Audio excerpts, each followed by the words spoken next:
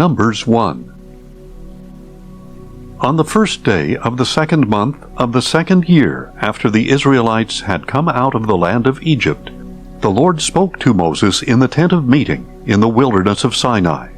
He said, "Take a census of the whole congregation of Israel, by their clans and families, listing every man by name, one by one. You and Aaron are to number those who are 20 years of age or older by their divisions, everyone who can serve in Israel's army. And one man from each tribe, the head of each family, must be there with you. These are the names of the men who are to assist you. From the tribe of Reuben, Elizur son of Shedeur. From Simeon, Shelumiel son of Zurishaddai.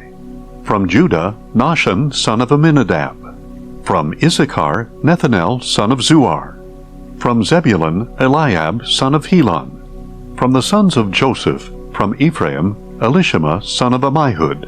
And from Manasseh, Gamaliel son of Pedazur. From Benjamin, Abidan son of Gideoni. From Dan, Ahiezer son of Ammishaddai. From Asher, Pagiel son of Ochran. From Gad, Eliasaph son of Duel. And from Naphtali, Ahira son of Enan. These men were appointed from the congregation. They were the leaders of the tribes of their fathers, the heads of the clans of Israel. So Moses and Aaron took these men who had been designated by name, and on the first day of the 2nd month they assembled the whole congregation and recorded their ancestry by clans and families, counting one by one the names of those 20 years of age or older, just as the Lord had commanded Moses. So Moses numbered them in the wilderness of Sinai. From the sons of Reuben, the firstborn of Israel, according to the records of their clans and families, counting one by one the names of every male 20 years of age or older who could serve in the army. Those registered to the tribe of Reuben numbered 46,500. From the sons of Simeon, according to the records of their clans and families, counting one by one the names of every male 20 years of age or older who could serve in the army. Those registered to the tribe of Simeon numbered 59,300. From the sons of Gad, according to the records of their clans and families, counting the names of all those 20 years of age or older who could serve in the army, those registered to the tribe of Gad numbered 45,650. From the sons of Judah, according to the records of their clans and families, counting the names of all those 20 years of age or older who could serve in the army, those registered to the tribe of Judah numbered 74,600. From the sons of Issachar, according to the records of their clans and families, counting the names of all those 20 years of age or older who could serve in the army, those registered to the tribe of Issachar numbered 54,400. From the sons of Zebulun, according to the records of their clans and families, counting the names of all those 20 years of age or older who could serve in the army, those registered to the tribe of Zebulun numbered 57,400. From the sons of Joseph, from the sons of Ephraim, according to the records of their clans and families, counting the names of all those 20 years of age or older who could serve in the army, those registered to the tribe of Ephraim numbered 40,500. And from the sons of Manasseh, according to the records of their clans and families, counting the names of all those 20 years of age or older who could serve in the army, those registered to the tribe of Manasseh numbered 32,200. From the sons of Benjamin, according to the records of their clans and families, counting the names of all those 20 years of age or older who could serve in the army, those registered to the tribe of Benjamin numbered 35,400. From the sons of Dan, according to the records of their clans and families, counting the names of all those 20 years of age or older who could serve in the army, those registered to the tribe of Dan numbered 62,700. From the sons of Asher, according to the records of their clans and families, counting the names of all those 20 years of age or older who could serve in the army, those registered to the tribe of Asher numbered 41,500. From the sons of Naphtali, according to the records of their clans and families, counting the names of all those 20 years of age or older who could serve in the army, those registered to the tribe of Naphtali numbered 53,400. These were the men numbered by Moses and Aaron, with the assistance of the 12 leaders of Israel, each one representing his family. So all the Israelites 20 years of age or older who could serve in Israel's army were counted according to their families. And all those counted totaled 603,550. The Levites, however, were not numbered along with them by the tribe of their fathers. For the Lord had said to Moses, "Do not number the tribe of Levi in the census with the other Israelites. Instead, you are to appoint the Levites over the tabernacle of the testimony, all its furnishings, and everything in it. They shall carry the tabernacle and all its articles, care for it, and camp around it. Whenever the tabernacle is to move, the Levites are to take it down, and whenever it is to be pitched, the Levites are to set it up. Any outsider who goes near it must be put to death. The Israelites are to camp by their divisions, each man in his own camp and under his own standard. But the Levites are to camp around the tabernacle of the testimony and watch over it, so that no wrath will fall on the congregation of Israel. So the Levites are responsible for the tabernacle of the testimony. Thus the Israelites did everything just as the Lord had commanded Moses. Numbers 2. Then the Lord said to Moses and Aaron, "The Israelites are to camp around the tent of meeting at a distance from it, each man under his standard with the banners of his family. On the east side toward the sunrise, the divisions of Judah are to camp under their standard. The leader of the Judahites is Nahshon, son of Amminadab, and his division numbers 74,600. The tribe of Issachar will camp next to it.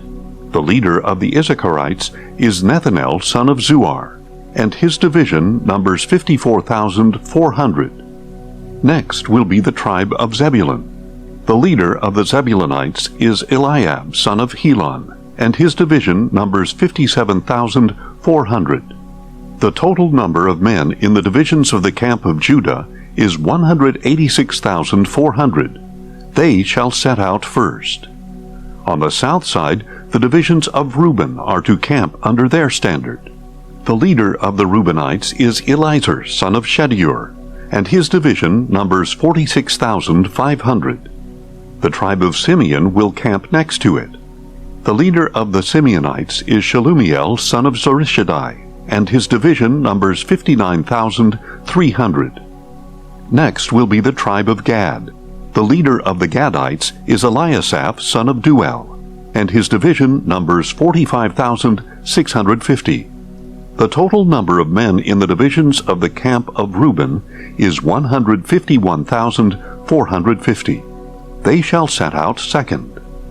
In the middle of the camps, the tent of meeting is to travel with the camp of the Levites. They are to set out in the order they encamped, each in his own place under his standard. On the west side, the divisions of Ephraim are to camp under their standard.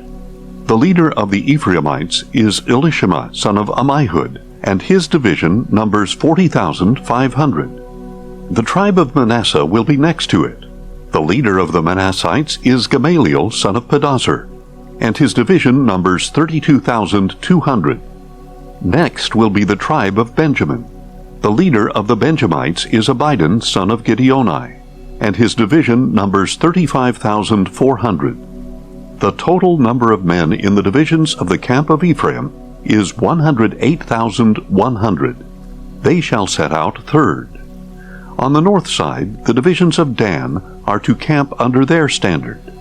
The leader of the Danites is Ahiezer, son of Ammishaddai, and his division numbers 62,700. The tribe of Asher will camp next to it. The leader of the Asherites is Pagiel, son of Ochran, and his division numbers 41,500. Next will be the tribe of Naphtali. The leader of the Naphtalites is Ahira, son of Enan, and his division numbers 53,400. The total number of men in the camp of Dan is 157,600. They shall set out last under their standards. These are the Israelites numbered according to their families. The total of those counted in the camps by their divisions was 603,550. But the Levites were not counted among the other Israelites, as the Lord had commanded Moses. So the Israelites did everything the Lord commanded Moses. They camped under their standards in this way, and set out in the same way, each man with his clan and his family. Numbers 3. This is the account of Aaron and Moses at the time the Lord spoke with Moses on Mount Sinai. These are the names of the sons of Aaron: Nadab, the firstborn, then Abihu, Eleazar, and Ithamar. These were Aaron's sons, the anointed priests who were ordained to serve as priests. Nadab and Abihu, however, died in the presence of the Lord, when they offered unauthorized fire before the Lord in the wilderness of Sinai. And since they had no sons, only Eleazar and Ithamar served as priests during the lifetime of their father Aaron. Then the Lord said to Moses, "Bring the tribe of Levi and present them to Aaron the priest to assist him. They are to perform duties for him and for the whole congregation before the tent of meeting, attending to the service of the tabernacle. They shall take care of all the furnishings of the tent of meeting, and fulfill obligations for the Israelites by attending to the service of the tabernacle. Assign the Levites to Aaron and his sons. They have been given exclusively to him from among the Israelites. So you shall appoint Aaron and his sons to carry out the duties of the priesthood.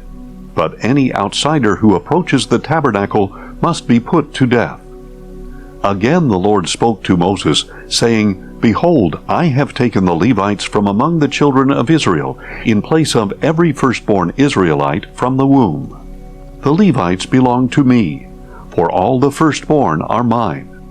On the day I struck down every firstborn in the land of Egypt, I consecrated to myself all the firstborn in Israel, both man and beast. They are mine. I am the Lord." Then the Lord spoke to Moses in the wilderness of Sinai, saying, "Number the Levites by their families and clans. You are to count every male a month old or more." So Moses numbered them according to the word of the Lord, as he had been commanded. These were the sons of Levi by name: Gershon, Kohath, and Merari. These were the names of the sons of Gershon by their clans: Libni and Shimei. The sons of Kohath by their clans were Amram, Izhar, Hebron, and Uzziel. And the sons of Merari by their clans were Malai and Mushi. These were the clans of the Levites according to their families. From Gershon came the Libnite clan and the Shimeite clan. These were the Gershonite clans. The number of all the males a month old or more was 7,500. The Gershonite clans were to camp on the west, behind the tabernacle, and the leader of the families of the Gershonites was Eliasaph, son of Lael. The duties of the Gershonites at the tent of meeting were the tabernacle and tent, its covering, the curtain for the entrance to the tent of meeting, the curtains of the courtyard, the curtain for the entrance to the courtyard that surrounds the tabernacle and altar, and the cords, all the service for these items. From Kohath came the clans of the Amramites, the Izharites, the Hebronites, and the Uzzielites. These were the clans of the Kohathites. The number of all the males a month old or more was 8,600. They were responsible for the duties of the sanctuary. The clans of the Kohathites were to camp on the south side of the tabernacle, and the leader of the families of the Kohathites was Elisaphan, son of Uzziel. Their duties were the ark, the table, the lampstand, the altars, the articles of the sanctuary used with them, and the curtain, all the service for these items. The chief of the leaders of the Levites was Eleazar, son of Aaron the priest. He oversaw those responsible for the duties of the sanctuary. From Merari came the clans of the Malites and the Mushites. These were the Merarite clans. The number of all the males a month old or more was 6,200. The leader of the families of the Merarites was Zuriel, son of Abihail. They were to camp on the north side of the tabernacle. The duties assigned to the sons of Merari were the tabernacle's frames, crossbars, posts, bases, and all its equipment, all the service for these items, as well as the posts of the surrounding courtyard, with their bases, tent pegs, and ropes. Moses, Aaron, and Aaron's sons were to camp to the east of the tabernacle toward the sunrise, before the tent of meeting. They were to perform the duties of the sanctuary as a service on behalf of the Israelites. But any outsider who approached the sanctuary was to be put to death. The total number of Levites that Moses and Aaron counted by their clans at the Lord's command, including all the males a month old or more, was 22,000. Then the Lord said to Moses, "Number every firstborn male of the Israelites a month old or more, and list their names. You are to take the Levites for me, I am the Lord, in place of all the firstborn of Israel, and the livestock of the Levites in place of all the firstborn of the livestock of the Israelites." So Moses numbered all the firstborn of the Israelites as the Lord had commanded him. The total number of the firstborn males a month old or more, listed by name, was 22,273. Again the Lord spoke to Moses, saying, "Take the Levites in place of all the firstborn of Israel, and the livestock of the Levites in place of their livestock. The Levites belong to me. I am the Lord. To redeem the 273 firstborn Israelites who outnumber the Levites, you are to collect 5 shekels for each one, according to the sanctuary shekel of 20 gerahs. Give the money to Aaron and his sons as the redemption price for the excess among the Israelites." So Moses collected the redemption money from those in excess of the number redeemed by the Levites. He collected the money from the firstborn of the Israelites, 1,365 shekels, according to the sanctuary shekel. And Moses gave the redemption money to Aaron and his sons, in obedience to the word of the Lord, just as the Lord had commanded him. Numbers 4.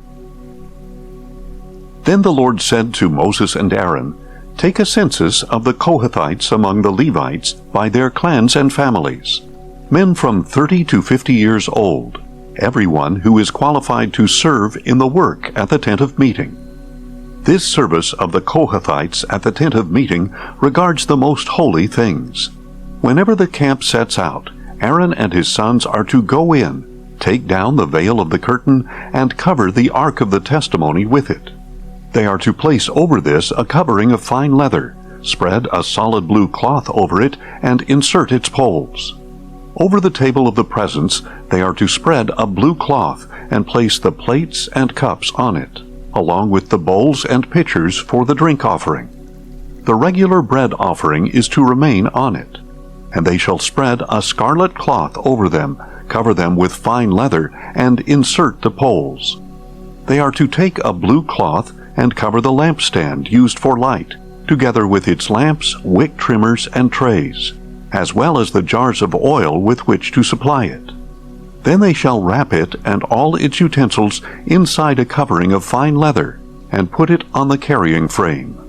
Over the gold altar they are to spread a blue cloth, cover it with fine leather, and insert the poles. They are to take all the utensils for serving in the sanctuary, place them in a blue cloth, cover them with fine leather, and put them on the carrying frame. Then they shall remove the ashes from the bronze altar, spread a purple cloth over it, and place on it all the vessels used to serve there: the fire pans, meat forks, shovels, and sprinkling bowls, all the equipment of the altar. They are to spread over it a covering of fine leather and insert the poles.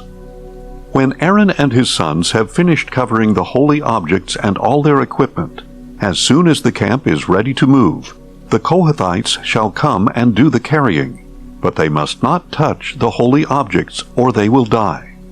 These are the transportation duties of the Kohathites regarding the tent of meeting. Eleazar, son of Aaron the priest, shall oversee the oil for the light, the fragrant incense, the daily grain offering, and the anointing oil. He has oversight of the entire tabernacle and everything in it, including the holy objects and their utensils. Then the Lord said to Moses and Aaron, "Do not allow the Kohathite tribal clans to be cut off from among the Levites. In order that they may live and not die when they come near the most holy things, do this for them. Aaron and his sons are to go in and assign each man his task and what he is to carry. But the Kohathites are not to go in and look at the holy objects even for a moment, or they will die." And the Lord said to Moses, "Take a census of the Gershonites as well, by their families and clans, from 30 to 50 years old, counting everyone who comes to serve in the work at the tent of meeting." This is the service of the Gershonite clans regarding work and transport. They are to carry the curtains of the tabernacle, the tent of meeting with the covering of fine leather over it, the curtains for the entrance to the tent of meeting, the curtains of the courtyard, and the curtains for the entrance at the gate of the courtyard that surrounds the tabernacle and altar, along with their ropes and all the equipment for their service. The Gershonites will do all that needs to be done with these items. All the service of the Gershonites, all their transport duties and other work, is to be done at the direction of Aaron and his sons. You are to assign to them all that they are responsible to carry. This is the service of the Gershonite clans at the tent of meeting, and their duties shall be under the direction of Ithamar, son of Aaron the priest. As for the sons of Merari, you are to number them by their clans and families, from 30 to 50 years old, counting everyone who comes to serve in the work of the tent of meeting. This is the duty for all their service at the tent of meeting: to carry the frames of the tabernacle with its crossbars, posts, and bases, and the posts of the surrounding courtyard with their bases, tent pegs, and ropes, including all their equipment and everything related to their use. You shall assign by name the items that they are responsible to carry. This is the service of the Merarite clans according to all their work at the tent of meeting, under the direction of Ithamar, son of Aaron the priest. So Moses, Aaron, and the leaders of the congregation numbered the Kohathites by their clans and families, everyone from 30 to 50 years old who came to serve in the work at the tent of meeting. And those numbered by their clans totaled 2,750. These were counted from the Kohathite clans, everyone who could serve at the tent of meeting. Moses and Aaron numbered them according to the command of the Lord through Moses. Then the Gershonites were numbered by their clans and families, everyone from 30 to 50 years old who came to serve in the work at the tent of meeting. And those numbered by their clans and families totaled 2,630. These were counted from the Gershonite clans who served at the tent of meeting, whom Moses and Aaron counted at the Lord's command. And the Merarites were numbered by their clans and families, everyone from 30 to 50 years old who came to serve in the work at the tent of meeting. The men registered by their clans numbered 3,200. These were counted from the Merarite clans, whom Moses and Aaron numbered at the Lord's command through Moses. So Moses, Aaron, and the leaders of Israel numbered by their clans and families all the Levites, from 30 to 50 years old, who came to do the work of serving and carrying the tent of meeting. And the number of men was 8,580. At the Lord's command through Moses, they were numbered, and each one was assigned his work and burden, as the Lord had commanded Moses. Numbers 5. Then the Lord said to Moses, "Command the Israelites to send away from the camp anyone with a skin disease, anyone who has a bodily discharge, and anyone who is defiled by a dead body. you must send away male and female alike. Send them outside the camp, so they will not defile their camp, where I dwell among them." So the Israelites did this, sending such people outside the camp. They did it just as the Lord had instructed Moses. And the Lord said to Moses, "Tell the Israelites that when a man or woman acts unfaithfully against the Lord, by committing any sin against another, that person is guilty, and must confess the sin he has committed. He must make full restitution, add a fifth to its value, and give all this to the one he has wronged. But if the man has no relative to whom restitution can be made for the wrong, the restitution belongs to the Lord, and must be given to the priest, along with the ram of atonement, by which the atonement is made for him. Every sacred contribution the Israelites bring to the priest shall belong to him. Each man's sacred gifts are his own, but whatever he gives to the priest will belong to the priest." Then the Lord said to Moses, "Speak to the Israelites and tell them that if any man's wife goes astray and is unfaithful to him by sleeping with another man, and it is concealed from her husband, and her impurity is undetected, since there is no witness against her and she was not caught in the act, and if a feeling of jealousy comes over her husband, and he suspects his wife who has defiled herself, or if a feeling of jealousy comes over him and he suspects her even though she has not defiled herself, then he is to bring his wife to the priest. He must also bring for her an offering of 1/10 of an ephah of barley flour. He is not to pour oil over it or put frankincense on it, because it is a grain offering for jealousy, an offering of memorial as a reminder of iniquity. The priest is to bring the wife forward and have her stand before the Lord. Then he is to take some holy water in a clay jar and put some of the dust from the tabernacle floor into the water. After the priest has the woman stand before the Lord, he is to let down her hair and place in her hands the grain offering of memorial, which is the grain offering for jealousy. The priest is to hold the bitter water that brings a curse, and he is to put the woman under oath and say to her, "If no other man has slept with you, and you have not gone astray and become defiled while under your husband's authority, may you be immune to this bitter water that brings a curse. But if you have gone astray while under your husband's authority, and have defiled yourself and lain carnally with a man other than your husband, and the priest shall have the woman swear under the oath of the curse, then may the Lord make you an attested curse among your people, by making your thigh shrivel and your belly swell. May this water that brings a curse enter your stomach, and cause your belly to swell and your thigh to shrivel. Then the woman is to say, Amen, Amen. And the priest shall write these curses on a scroll, and wash them off into the bitter water. He is to have the woman drink the bitter water that brings a curse, and it will enter her, and may cause her bitter suffering. The priest shall take from her hand the grain offering for jealousy, wave it before the Lord, and bring it to the altar. Then the priest is to take a handful of the grain offering as a memorial portion, and burn it on the altar. After that, he is to have the woman drink the water. When he has made her drink the water, if she has defiled herself and been unfaithful to her husband, then the water that brings a curse will enter her and cause bitter suffering. Her belly will swell, her thigh will shrivel, and she will become accursed among her people. But if the woman has not defiled herself and is clean, she will be unaffected and able to conceive children. This is the law of jealousy, when a wife goes astray and defiles herself while under her husband's authority, or when a feeling of jealousy comes over a husband and he suspects his wife.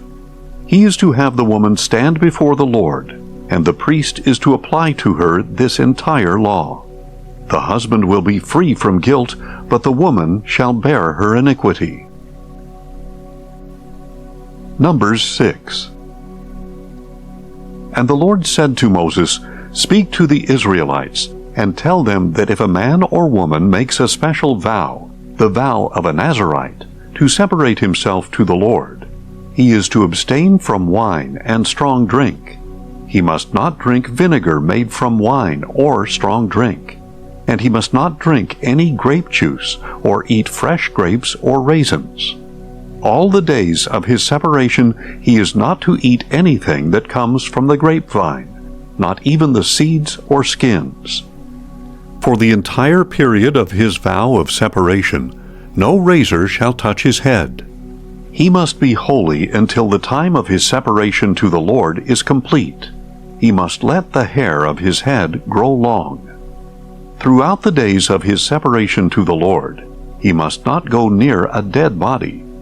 Even if his father or mother or brother or sister should die, he is not to defile himself, because the symbol of consecration to his God is upon his head. Throughout the time of his separation, he is holy to the Lord. If someone suddenly dies in his presence and defiles his consecrated head of hair, he must shave his head on the day of his cleansing, the 7th day. On the 8th day, he must bring 2 turtle doves or 2 young pigeons to the priest at the entrance to the tent of meeting. And the priest is to offer one as a sin offering and the other as a burnt offering, to make atonement for him, because he has sinned by being in the presence of the dead body. On that day he must consecrate his head again. He must rededicate his time of separation to the Lord and bring a year-old male lamb as a guilt offering. But the preceding days shall not be counted, because his separation was defiled. Now this is the law of the Nazirite when his time of separation is complete. He must be brought to the entrance to the tent of meeting, and he is to present an offering to the Lord of an unblemished year-old male lamb as a burnt offering, an unblemished year-old female lamb as a sin offering, and an unblemished ram as a peace offering, together with their grain offerings and drink offerings, and a basket of unleavened cakes made from fine flour mixed with oil, and unleavened wafers coated with oil. The priest is to present all these before the Lord, and make the sin offering and the burnt offering. He shall also offer the ram as a peace offering to the Lord, along with the basket of unleavened bread. And the priest is to offer the accompanying grain offering and drink offering. Then at the entrance to the tent of meeting, the Nazirite is to shave his consecrated head, take the hair, and put it on the fire under the peace offering. And the priest is to take the boiled shoulder from the ram, 1 unleavened cake from the basket, and 1 unleavened wafer, and put them into the hands of the Nazirite, who has just shaved the hair of his consecration. The priest shall then wave them as a wave offering before the Lord. This is a holy portion for the priest, in addition to the breast of the wave offering and the thigh that was presented. After that, the Nazirite may drink wine. This is the law of the Nazirite, who vows his offering to the Lord for his separation, in addition to whatever else he can afford. He must fulfill whatever vow he makes, according to the law of his separation. Then the Lord said to Moses, "Tell Aaron and his sons, this is how you are to bless the Israelites. Say to them, May the Lord bless you and keep you. May the Lord cause his face to shine upon you and be gracious to you. May the Lord lift up his countenance toward you and give you peace. So they shall put my name on the Israelites, and I will bless them." Numbers 7. On the day Moses finished setting up the tabernacle, he anointed and consecrated it and all its furnishings, along with the altar and all its utensils. And the leaders of Israel, the heads of their families, presented an offering. These men were the tribal leaders who had supervised the registration. They brought as their offering before the Lord 6 covered carts and 12 oxen, an ox from each leader and a cart from every 2 leaders, and presented them before the tabernacle. And the Lord said to Moses, "Accept these gifts from them, that they may be used in the work of the tent of meeting, and give them to the Levites, to each man according to his service. So Moses took the carts and oxen and gave them to the Levites. He gave the Gershonites 2 carts and 4 oxen, as their service required. And he gave the Merarites 4 carts and 8 oxen, as their service required, all under the direction of Ithamar, son of Aaron the priest. But he did not give any to the Kohathites, since they were to carry on their shoulders the holy objects for which they were responsible. When the altar was anointed, the leaders approached with their offerings for its dedication, and presented them before the altar. And the Lord said to Moses, "Each day 1 leader is to present his offering for the dedication of the altar." On the first day, Nahshon, son of Amminadab, from the tribe of Judah, drew near with his offering. His offering was 1 silver platter weighing 130 shekels, and 1 silver bowl weighing 70 shekels, both according to the sanctuary shekel, and filled with fine flour mixed with oil for a grain offering. 1 gold dish weighing 10 shekels, filled with incense. 1 young bull, 1 ram, and 1 male lamb a year old for a burnt offering. 1 male goat for a sin offering, and a peace offering of 2 oxen, 5 rams, 5 male goats, and 5 male lambs a year old. This was the offering of Nahshon, son of Amminadab. On the second day, Nethanel, son of Zuar, the leader of Issachar, drew near. The offering he presented was 1 silver platter weighing 130 shekels, and 1 silver bowl weighing 70 shekels, both according to the sanctuary shekel, and filled with fine flour mixed with oil for a grain offering. 1 gold dish weighing 10 shekels, filled with incense. 1 young bull, 1 ram, and 1 male lamb a year old for a burnt offering. 1 male goat for a sin offering, and a peace offering of 2 oxen, 5 rams, 5 male goats, and 5 male lambs a year old. This was the offering of Nethanel, son of Zuar. On the third day, Eliab, son of Helon, the leader of the Zebulunites, drew near. His offering was 1 silver platter weighing 130 shekels, and 1 silver bowl weighing 70 shekels, both according to the sanctuary shekel, and filled with fine flour mixed with oil for a grain offering. 1 gold dish weighing 10 shekels, filled with incense. 1 young bull, 1 ram, and 1 male lamb a year old for a burnt offering. 1 male goat for a sin offering, and a peace offering of 2 oxen, 5 rams, 5 male goats, and 5 male lambs a year old. This was the offering of Eliab, son of Helon. On the fourth day, Elizur, son of Shedeur, the leader of the Reubenites, drew near. His offering was 1 silver platter weighing 130 shekels, and 1 silver bowl weighing 70 shekels, both according to the sanctuary shekel, and filled with fine flour mixed with oil for a grain offering. 1 gold dish weighing 10 shekels, filled with incense. 1 young bull, 1 ram, and 1 male lamb a year old for a burnt offering. 1 male goat for a sin offering, and a peace offering of 2 oxen, 5 rams, 5 male goats, and 5 male lambs a year old. This was the offering of Elizur, son of Shedeur. On the fifth day, Shelumiel, son of Zurishaddai, the leader of the Simeonites, drew near.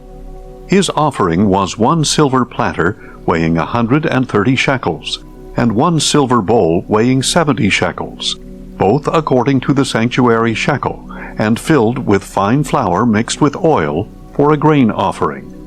1 gold dish weighing 10 shekels, filled with incense. 1 young bull, 1 ram, and 1 male lamb a year old for a burnt offering. 1 male goat for a sin offering, and a peace offering of 2 oxen, 5 rams, 5 male goats, and 5 male lambs a year old. This was the offering of Shelumiel, son of Zurishaddai. On the sixth day, Eliasaph, son of Duel, the leader of the Gadites, drew near. His offering was 1 silver platter weighing 130 shekels, and 1 silver bowl weighing 70 shekels, both according to the sanctuary shekel, and filled with fine flour mixed with oil for a grain offering. 1 gold dish weighing 10 shekels, filled with incense. 1 young bull, 1 ram, and 1 male lamb a year old for a burnt offering. 1 male goat for a sin offering, and a peace offering of 2 oxen, 5 rams, 5 male goats, and 5 male lambs a year old. This was the offering of Eliasaph, son of Deuel. On the 7th day, Elishama, son of Ammihud, the leader of the Ephraimites, drew near. His offering was 1 silver platter weighing 130 shekels, and 1 silver bowl weighing 70 shekels, both according to the sanctuary shekel, and filled with fine flour mixed with oil for a grain offering. 1 gold dish weighing 10 shekels, filled with incense. 1 young bull, 1 ram, and 1 male lamb a year old for a burnt offering. 1 male goat for a sin offering, and a peace offering of 2 oxen, 5 rams, 5 male goats, and 5 male lambs a year old. This was the offering of Elishama, son of Ammihud. On the 8th day, Gamaliel, son of Pedazur, the leader of the Manassites, drew near. His offering was 1 silver platter weighing 130 shekels, and 1 silver bowl weighing 70 shekels, both according to the sanctuary shekel, and filled with fine flour mixed with oil for a grain offering. 1 gold dish weighing 10 shekels, filled with incense. 1 young bull, 1 ram, and 1 male lamb a year old for a burnt offering. 1 male goat for a sin offering, and a peace offering of 2 oxen, 5 rams, 5 male goats, and 5 male lambs a year old. This was the offering of Gamaliel, son of Pedazur. On the 9th day, Abidan, son of Gideoni, the leader of the Benjamites, drew near. His offering was 1 silver platter weighing 130 shekels, and 1 silver bowl weighing 70 shekels, both according to the sanctuary shekel, and filled with fine flour mixed with oil for a grain offering.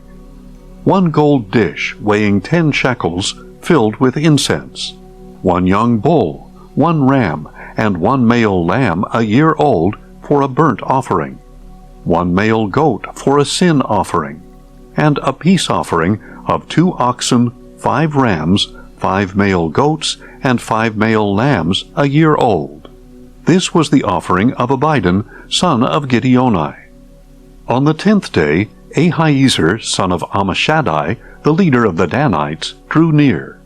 His offering was 1 silver platter weighing 130 shekels, and 1 silver bowl weighing 70 shekels, both according to the sanctuary shekel, and filled with fine flour mixed with oil for a grain offering. 1 gold dish weighing 10 shekels, filled with incense. 1 young bull, 1 ram, and 1 male lamb a year old for a burnt offering. 1 male goat for a sin offering, and a peace offering of 2 oxen, 5 rams, 5 male goats, and 5 male lambs a year old. This was the offering of Ahiezer, son of Ammishaddai. On the 11th day, Pagiel, son of Ochran, the leader of the Asherites, drew near. His offering was 1 silver platter weighing 130 shekels, and 1 silver bowl weighing 70 shekels, both according to the sanctuary shekel, and filled with fine flour mixed with oil for a grain offering. 1 gold dish weighing 10 shekels, filled with incense. 1 young bull, 1 ram, and 1 male lamb a year old for a burnt offering. 1 male goat for a sin offering, and a peace offering of 2 oxen, 5 rams, 5 male goats, and 5 male lambs a year old. This was the offering of Pagiel, son of Ochran. On the 12th day, Ahira, son of Enan, the leader of the Naphtalites, drew near. His offering was 1 silver platter weighing 130 shekels, and 1 silver bowl weighing 70 shekels, both according to the sanctuary shekel, and filled with fine flour mixed with oil for a grain offering. 1 gold dish weighing 10 shekels, filled with incense. 1 young bull, 1 ram, and 1 male lamb a year old for a burnt offering.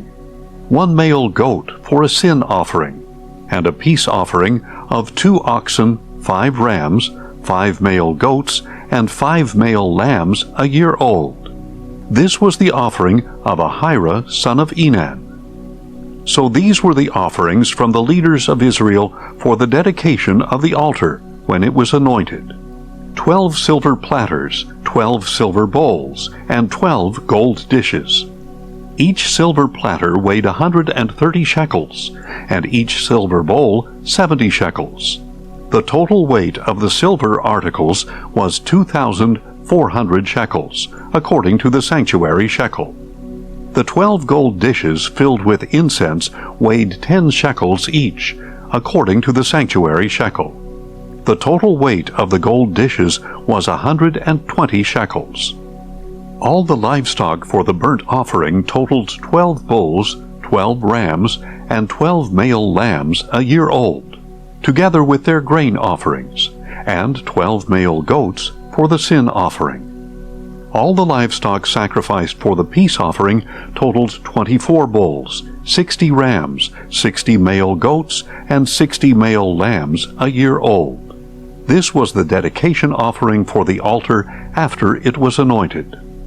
When Moses entered the tent of meeting to speak with the Lord, he heard the voice speaking to him from between the 2 cherubim above the mercy seat on the ark of the testimony. Thus the Lord spoke to him. Numbers 8. Then the Lord said to Moses, "Speak to Aaron, and tell him, when you set up the 7 lamps, they are to light the area in front of the lampstand." And Aaron did so. He set up the lamps facing toward the front of the lampstand, just as the Lord had commanded Moses. This is how the lampstand was constructed. It was made of hammered gold from its base to its blossoms, fashioned according to the pattern the Lord had shown Moses. Again the Lord spoke to Moses, saying, "Take the Levites from among the Israelites and make them ceremonially clean. This is what you must do to cleanse them. Sprinkle them with the water of purification. Have them shave their whole bodies and wash their clothes, and so purify themselves. Then have them take a young bull with its grain offering of fine flour mixed with oil, and you are to take a second young bull for a sin offering. Bring the Levites before the tent of meeting, and assemble the whole congregation of Israel. You are to present the Levites before the Lord, and have the Israelites lay their hands upon them. Aaron is to present the Levites before the Lord as a wave offering from the sons of Israel, so that they may perform the service of the Lord.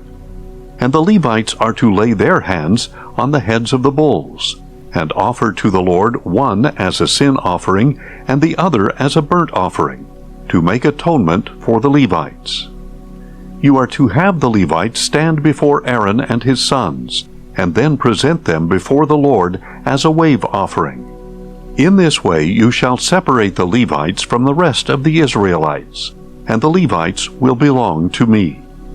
After you have cleansed them and presented them as a wave offering, they may come to serve at the tent of meeting. For the Levites have been wholly given to me from among the sons of Israel. I have taken them for myself in place of all who come first from the womb, the firstborn of all the sons of Israel. For every firstborn male in Israel is mine, both man and beast. I set them apart for myself on the day I struck down all the firstborn in the land of Egypt. But I have taken the Levites in place of all the firstborn among the sons of Israel. And I have given the Levites as a gift to Aaron and his sons from among the Israelites, to perform the service for the Israelites at the tent of meeting, and to make atonement on their behalf, so that no plague will come against the Israelites when they approach the sanctuary. So Moses, Aaron, and the whole congregation of Israel did with the Levites everything that the Lord had commanded Moses they should do.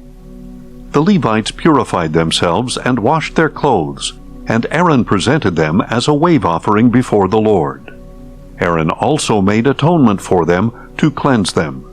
After that, the Levites came to perform their service at the tent of meeting, in the presence of Aaron and his sons. Thus they did with the Levites, just as the Lord had commanded Moses. And the Lord said to Moses, "This applies to the Levites. Men 25 years of age or older shall enter to perform the service in the work at the tent of meeting. But at the age of 50 they must retire from performing the work and no longer serve. After that they may assist their brothers in fulfilling their duties at the tent of meeting, but they themselves are not to do the work. This is how you are to assign responsibilities to the Levites." Numbers 9. In the first month of the second year after Israel had come out of the land of Egypt, the Lord spoke to Moses in the wilderness of Sinai. The Israelites are to observe the Passover at its appointed time. You are to observe it at the appointed time, at twilight on the 14th day of this month, in accordance with its statutes and ordinances. So Moses told the Israelites to observe the Passover, and they did so in the wilderness of Sinai, at twilight on the 14th day of the first month. The Israelites did everything just as the Lord had commanded Moses. But there were some men who were unclean due to a dead body, so they could not observe the Passover on that day. And they came before Moses and Aaron that same day, and said to Moses, "We are unclean because of a dead body. But why should we be excluded from presenting the Lord's offering with the other Israelites at the appointed time? Wait here until I find out what the Lord commands concerning you," Moses replied. Then the Lord said to Moses, "Tell the Israelites, when any one of you or your descendants is unclean because of a dead body, or is away on a journey, he may still observe the Passover to the Lord. Such people are to observe it at twilight on the 14th day of the second month. They are to eat the lamb, together with unleavened bread and bitter herbs. They may not leave any of it until morning, or break any of its bones. They must observe the Passover according to all its statutes. But if a man who is ceremonially clean and is not on a journey still fails to observe the Passover, he must be cut off from his people, because he did not present the Lord's offering at its appointed time. That man will bear the consequences of his sin. If a foreigner dwelling among you wants to observe the Passover to the Lord, he is to do so according to the Passover statute and its ordinances. You are to apply the same statute to both the foreigner and the native of the land. On the day that the tabernacle, the tent of the testimony, was set up, the cloud covered it, and appeared like fire above the tabernacle from evening until morning. It remained that way continually. The cloud would cover the tabernacle by day, and at night it would appear like fire. Whenever the cloud was lifted from above the tent, the Israelites would set out, and wherever the cloud settled, there the Israelites would camp. At the Lord's command, the Israelites set out, and at the Lord's command they camped. As long as the cloud remained over the tabernacle, they remained encamped. Even when the cloud lingered over the tabernacle for many days, the Israelites kept the Lord's charge and did not set out. Sometimes the cloud remained over the tabernacle for only a few days, and they would camp at the Lord's command and set out at the Lord's command. Sometimes the cloud remained only from evening until morning, and when it lifted in the morning, they would set out. Whether it was by day or by night, when the cloud was taken up, they would set out. Whether the cloud lingered for 2 days, a month, or longer, the Israelites camped and did not set out as long as the cloud remained over the tabernacle. But when it was lifted, they would set out. They camped at the Lord's command, and they set out at the Lord's command. they carried out the Lord's charge according to his command through Moses. Numbers 10. Then the Lord said to Moses, "Make 2 trumpets of hammered silver to be used for calling the congregation and for having the camps set out. When both are sounded, the whole congregation is to assemble before you at the entrance to the tent of meeting.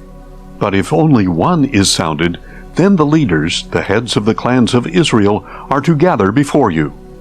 When you sound short blasts, the camps that lie on the east side are to set out.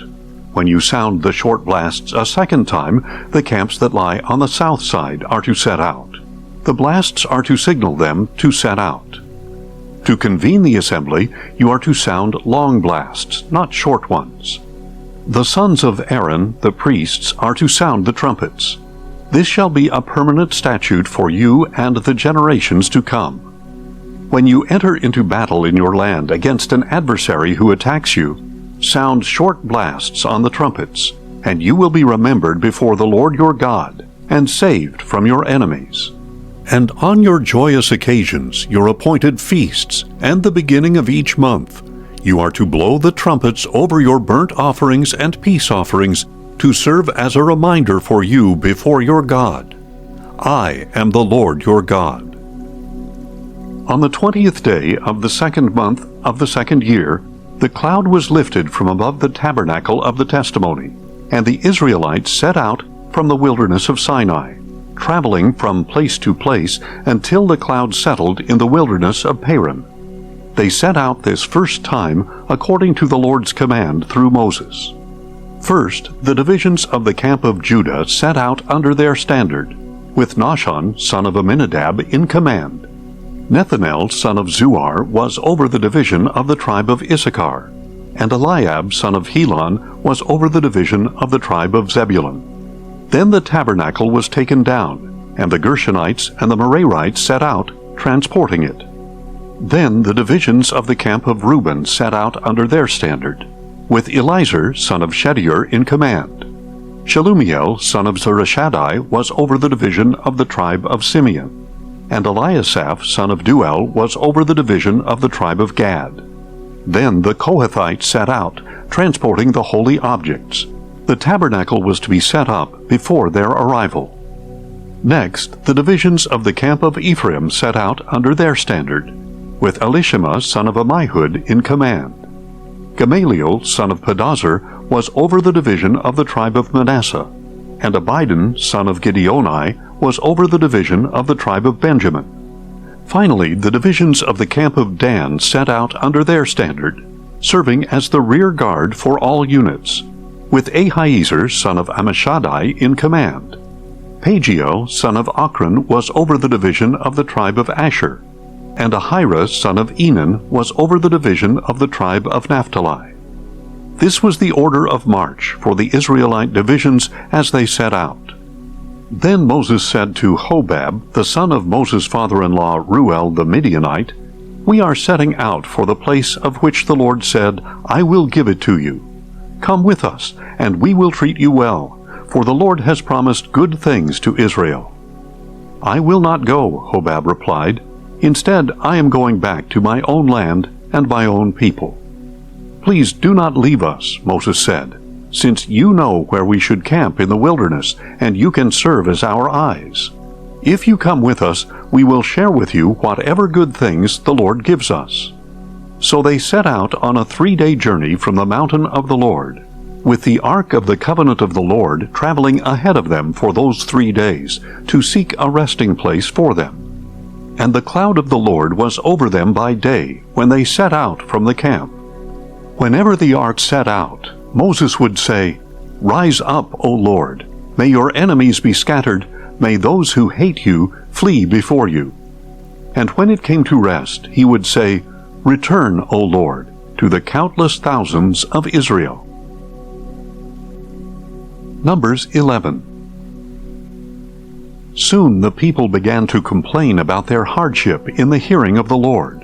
And when he heard them, his anger was kindled, and fire from the Lord blazed among them, and consumed the outskirts of the camp. And the people cried out to Moses, And he prayed to the Lord, and the fire died down. So that place was called Taberah, because the fire of the Lord had burned among them. Meanwhile the rabble among them had a strong craving for other food. And again the Israelites wept and said, "Who will feed us meat? We remember the fish we ate freely in Egypt, along with the cucumbers, melons, leeks, onions, and garlic. But now our appetite is gone. There is nothing to see but this manna." Now the manna resembled coriander seed, and its appearance was like that of gum resin. The people walked around and gathered it, ground it on a hand mill or crushed it in a mortar, then boiled it in a cooking pot or shaped it into cakes. It tasted like pastry baked with fine oil. When the dew fell on the camp at night, the manna would fall with it. Then Moses heard the people of family after family weeping at the entrances to their tents. And the anger of the Lord was kindled greatly, and Moses was also displeased. So Moses asked the Lord, "Why have you brought this trouble on your servant? Why have I not found favor in your sight, that you have laid upon me the burden of all these people? Did I conceive all these people? Did I give them birth, so that you should tell me, 'Carry them in your bosom, as a nurse carries an infant, to the land that you swore to give their fathers?' Where can I get meat for all these people? For they keep crying out to me, 'Give us meat to eat.' I cannot carry all these people by myself. It is too burdensome for me. If this is how you are going to treat me, please kill me right now if I have found favor in your eyes, and let me not see my own wretchedness." Then the Lord said to Moses, "Bring me 70 of the elders of Israel, known to you as leaders and officers of the people. Bring them to the tent of meeting, and have them stand there with you. And I will come down and speak with you there. And I will take some of the Spirit that is on you, and put that Spirit on them. They will help you bear the burden of the people, so that you do not have to bear it by yourself. And say to the people, 'Consecrate yourselves for tomorrow, and you will eat meat, because you have cried out in the hearing of the Lord, saying, Who will feed us meat? For we were better off in Egypt.' Therefore the Lord will give you meat, and you will eat. You will eat it not for 1 or 2 days, nor for 5 or 10 or 20 days, but for a whole month, until it comes out of your nostrils and makes you nauseous, because you have rejected the Lord who is among you, and have cried out before him, saying, 'Why did we ever leave Egypt?' But Moses replied, 'Here I am among 600,000 men on foot. Yet you say, I will give them meat, and they will eat for a month. If all our flocks and herds were slaughtered for them, would they have enough? Or if all the fish in the sea were caught for them, would they have enough?' The Lord answered Moses, 'Is the Lord's arm too short? Now you will see whether or not my word will come to pass.' So Moses went out and relayed to the people the words of the Lord. And he gathered 70 of the elders of the people, and had them stand around the tent. Then the Lord came down in the cloud, and spoke to him. And he took some of the Spirit that was on Moses, and placed that Spirit on the 70 elders. As the Spirit rested on them, they prophesied, but they never did so again. 2 men, however, had remained in the camp, one named Eldad, and the other Medad, and the Spirit rested on them. They were among those listed, but they had not gone out to the tent, and they prophesied in the camp. A young man ran and reported to Moses, "Eldad and Medad are prophesying in the camp." Joshua, son of Nun, the attendant to Moses since youth, spoke up and said, "Moses, my lord, stop them." But Moses replied, "Are you jealous on my account? I wish that all the Lord's people were prophets, and that the Lord would place his Spirit on them." Then Moses returned to the camp along with the elders of Israel. Now a wind sent by the Lord came up, drove in quail from the sea, and brought them near the camp, about 2 cubits above the surface of the ground, for a day's journey in every direction around the camp. All that day and night And all the next day the people stayed up gathering the quail. No one gathered less than 10 homers, and they spread them out all around the camp. But while the meat was still between their teeth, before it was chewed, the anger of the Lord burned against the people, and the Lord struck them with a severe plague. So they called that place Kibroth-Hattaavah, because there they buried the people who had craved other food. From Kibroth-Hattaavah the people moved on to Hazeroth, where they remained for some time. Numbers 12. Then Miriam and Aaron criticized Moses because of the Cushite woman he had married, for he had taken a Cushite wife. "Does the Lord speak only through Moses?" they said. "Does he not also speak through us?" And the Lord heard this. Now Moses was a very humble man, more so than any man on the face of the earth. And suddenly the Lord said to Moses, Aaron, and Miriam, "You three come out to the tent of meeting." So the three went out, and the Lord came down in a pillar of cloud, stood at the entrance to the tent, and summoned Aaron and Miriam. When both of them had stepped forward, he said, "Hear now my words. If there is a prophet among you, I, the Lord, will reveal myself to him in a vision. I will speak to him in a dream. But this is not so with my servant Moses. He is faithful in all my house. I speak with him face to face, clearly, and not in riddles. He sees the form of the Lord. Why then were you unafraid to speak against my servant Moses?" So the anger of the Lord burned against them, and he departed. As the cloud lifted from above the tent, suddenly Miriam became leprous, white as snow. Aaron turned toward her, saw that she was leprous, and said to Moses, "My Lord, please do not hold against us this sin we have so foolishly committed. Please do not let her be like a stillborn infant whose flesh is half consumed when he comes out of his mother's womb." So Moses cried out to the Lord, "O God, please heal her." But the Lord answered Moses, "If her father had but spit in her face, would she not have been in disgrace for 7 days? Let her be confined outside the camp for 7 days. After that, she may be brought back in." So Miriam was confined outside the camp for 7 days, and the people did not move on until she was brought in again.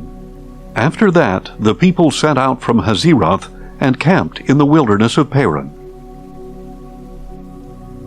Numbers 13. And the Lord said to Moses, "Send out for yourself men to spy out the land of Canaan, which I am giving to the Israelites. From each of their fathers' tribes send one man who is a leader among them." So at the command of the Lord, Moses sent them out from the wilderness of Paran.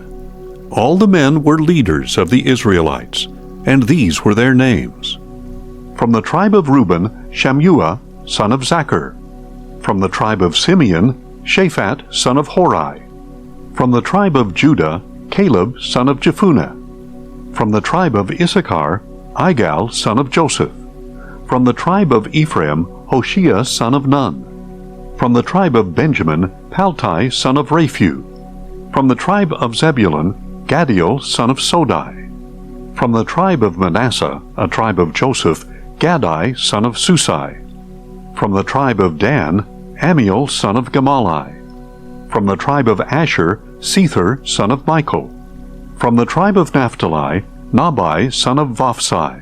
And from the tribe of Gad, Geuel, son of Machi. These were the names of the men Moses sent to spy out the land. And Moses gave to Hoshea, son of Nun, the name Joshua. When Moses sent them to spy out the land of Canaan, he told them, "Go up through the Negev and into the hill country.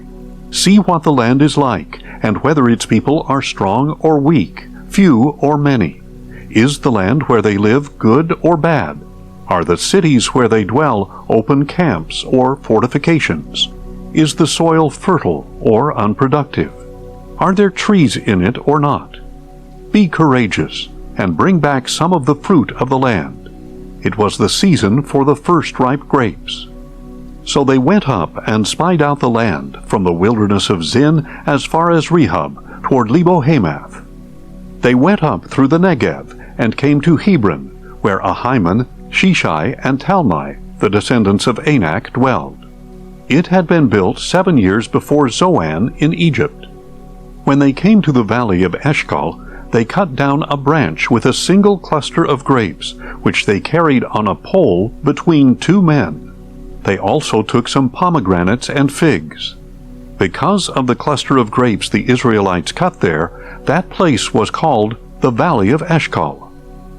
After 40 days, the men returned from spying out the land, and they went back to Moses, Aaron, and the whole congregation of Israel in the wilderness of Paran at Kadesh.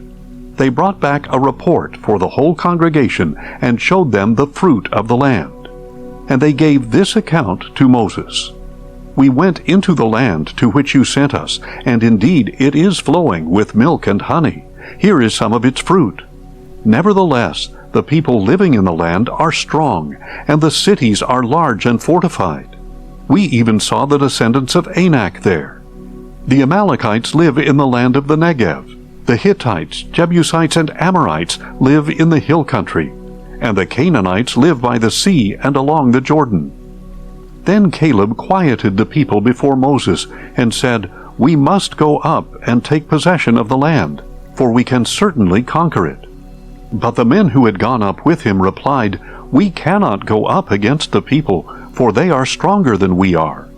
So they gave the Israelites a bad report about the land that they had spied out. "The land we explored devours its inhabitants, and all the people we saw there are great in stature.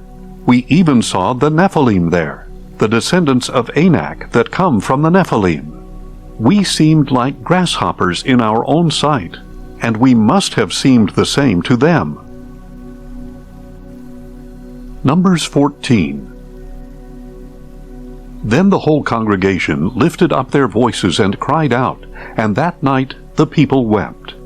All the Israelites grumbled against Moses and Aaron, and the whole congregation said to them, "If only we had died in the land of Egypt, or if only we had died in this wilderness. Why is the Lord bringing us into this land to fall by the sword? Our wives and children will become plunder. Would it not be better for us to go back to Egypt?" So they said to one another, "Let us appoint a leader and return to Egypt." Then Moses and Aaron fell face down before the whole assembly of the congregation of Israel. Joshua son of Nun and Caleb son of Jephunneh, who were among those who had spied out the land, tore their clothes and said to the whole congregation of Israel, "The land we passed through and explored is an exceedingly good land. If the Lord delights in us, he will bring us into this land, a land flowing with milk and honey, and he will give it to us. Only do not rebel against the Lord, and do not be afraid of the people of the land, for they will be like bread for us. Their protection has been removed, and the Lord is with us. Do not be afraid of them." But the whole congregation threatened to stone Joshua and Caleb. Then the glory of the Lord appeared to all the Israelites at the tent of meeting. And the Lord said to Moses, "How long will this people treat me with contempt? How long will they refuse to believe in me, despite all the signs I have performed among them? I will strike them with a plague and destroy them, and I will make you into a nation greater and mightier than they are." But Moses said to the Lord, "The Egyptians will hear of it, for by your strength you brought this people from among them, and they will tell it to the inhabitants of this land. They have already heard that you, O Lord, are in the midst of this people, that you, O Lord, have been seen face to face, that your cloud stands over them, and that you go before them in a pillar of cloud by day and a pillar of fire by night. If you kill this people as one man, the nations who have heard of your fame will say, 'Because the Lord was unable to bring this people into the land he swore to give them, he has slaughtered them in the wilderness.' So now I pray, may the power of my Lord be magnified, just as you have declared. The Lord is slow to anger and abounding in loving devotion, forgiving iniquity and transgression. Yet he will by no means leave the guilty unpunished. He will visit the iniquity of the fathers upon their children to the third and fourth generation. Pardon, I pray, the iniquity of this people, in keeping with the greatness of your loving devotion, just as you have forgiven them ever since they left Egypt. I have pardoned them as you requested, the Lord replied. Yet as surely as I live, and as surely as the whole earth is filled with the glory of the Lord, not one of the men who have seen my glory and the signs I performed in Egypt and in the wilderness, yet have tested me and disobeyed me these 10 times, not one will ever see the land that I swore to give their fathers. None of those who have treated me with contempt will see it. But because my servant Caleb has a different spirit, and has followed me wholeheartedly, I will bring him into the land he has entered, and his descendants will inherit it. Now since the Amalekites and Canaanites are living in the valleys, turn back tomorrow, and head for the wilderness along the route to the Red Sea. Then the Lord said to Moses and Aaron, How long will this wicked congregation grumble against me? I have heard the complaints that the Israelites are making against me. So tell them, As surely as I live, declares the Lord, I will do to you exactly as I heard you say. Your bodies will fall in this wilderness, all who were numbered in the census, everyone 20 years of age or older, because you have grumbled against me. Surely none of you will enter the land in which I swore to settle you, except Caleb son of Jephunneh, and Joshua son of Nun. But I will bring your children, whom you said would become plunder, into the land you have rejected, and they will enjoy it. As for you, however, your bodies will fall in this wilderness. Your children will be shepherds in the wilderness for 40 years, and they will suffer for your unfaithfulness until the last of your bodies lies in the wilderness.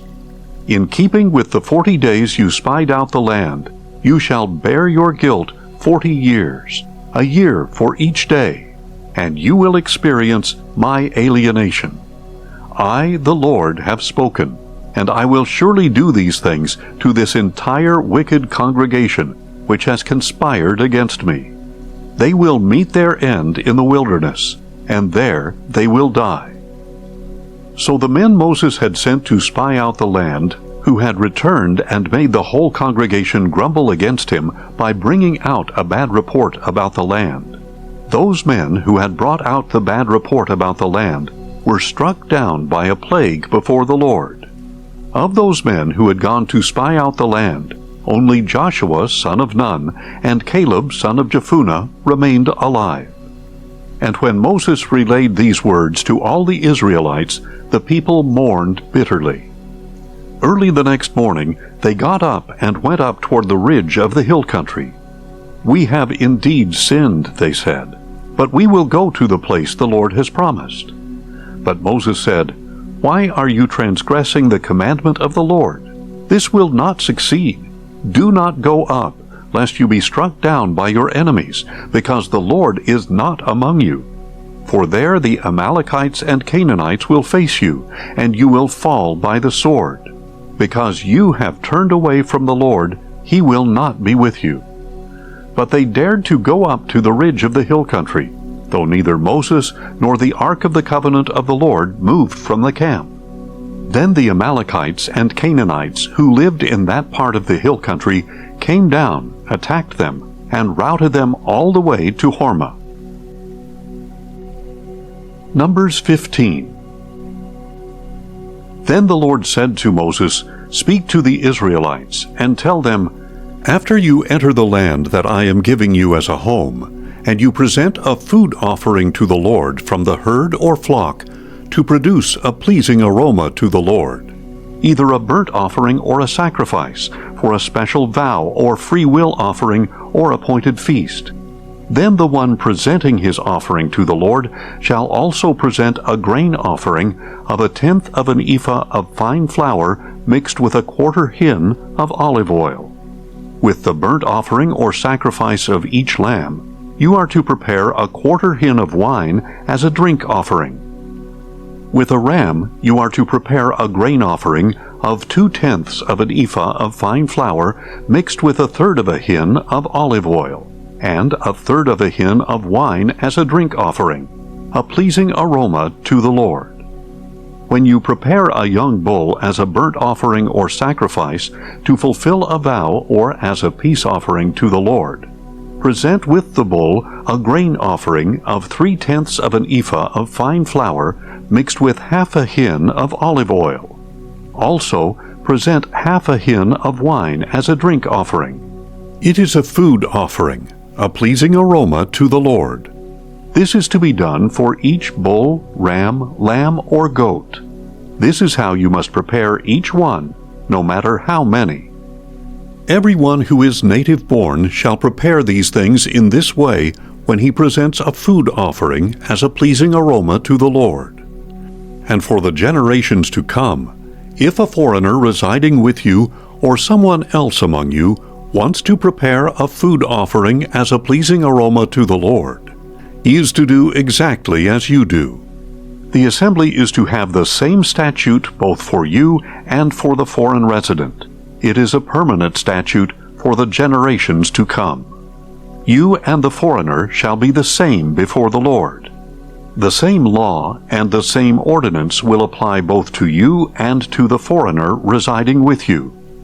Then the Lord said to Moses, "Speak to the Israelites and tell them, when you enter the land to which I am bringing you, and you eat the food of the land, you shall lift up an offering to the Lord. From the first of your dough you are to lift up a cake as a contribution. Offer it just like an offering from the threshing floor. Throughout your generations you are to give the Lord an offering from the first of your dough.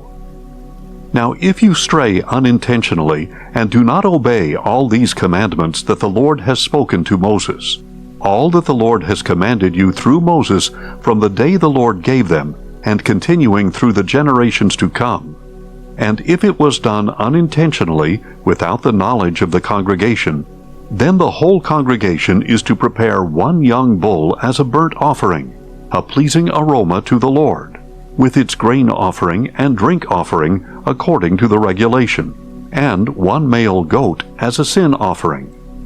The priest is to make atonement for the whole congregation of Israel, so that they may be forgiven. For the sin was unintentional, and they have brought to the Lord a food offering and a sin offering, presented before the Lord for their unintentional sin. Then the whole congregation of Israel and the foreigners residing among them will be forgiven, since it happened to all the people unintentionally. Also, if one person sins unintentionally, he is to present a year-old female goat as a sin offering, and the priest shall make atonement before the Lord on behalf of the person who erred by sinning unintentionally. And when atonement has been made for him, he will be forgiven. You shall have the same law for the one who acts in error, whether he is a native-born Israelite or a foreigner residing among you. But the person who sins defiantly, whether a native or foreigner, blasphemes the Lord. That person shall be cut off from among his people. He shall certainly be cut off, because he has despised the word of the Lord and broken his commandment. His guilt remains on him. While the Israelites were in the wilderness, a man was found gathering wood on the Sabbath day. Those who found the man gathering wood brought him to Moses, Aaron, and the whole congregation. And because it had not been declared what should be done to him, they placed him in custody. And the Lord said to Moses, "The man must surely be put to death. The whole congregation is to stone him outside the camp." So the whole congregation took the man outside the camp and stoned him to death, as the Lord had commanded Moses. And the Lord said to Moses, "Speak to the Israelites, and tell them that throughout the generations to come they are to make for themselves tassels for the corners of their garments, with a blue cord on each tassel. These will serve as tassels for you to look at, so that you may remember all the commandments of the Lord, that you may obey them and not prostitute yourselves by following your own heart and your own eyes. Then you will remember and obey all my commandments, and you will be holy to your God. I am the Lord your God, who brought you out of the land of Egypt to be your God. I am the Lord your God. Numbers 16. Now Korah, son of Izhar, the son of Kohath, son of Levi, along with some Reubenites, Dathan and Abiram, sons of Eliab, and On, son of Peleth, conducted a rebellion against Moses, along with 250 men of Israel renowned as leaders of the congregation and representatives in the assembly. They came together against Moses and Aaron, and told them, "You have taken too much upon yourselves, for everyone in the entire congregation is holy, and the Lord is in their midst. Why then do you exalt yourselves above the assembly of the Lord?" When Moses heard this, he fell face down. Then he said to Korah and all his followers, "Tomorrow morning the Lord will reveal who belongs to him, and who is holy. And he will bring that person near to himself. The one he chooses, he will bring near to himself.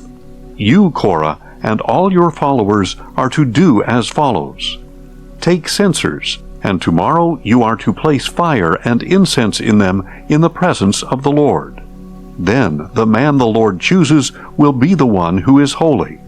It is you, sons of Levi, who have taken too much upon yourselves." Moses also said to Korah, "Now listen, you sons of Levi.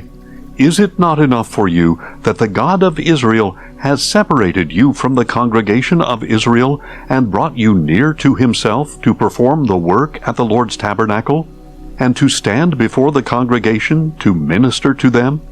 He has brought you near, you and all your fellow Levites, but you are seeking the priesthood as well. Therefore, it is you and all your followers who have conspired against the Lord. As for Aaron, who is he that you should grumble against him?" Then Moses summoned Dathan and Abiram, the sons of Eliab.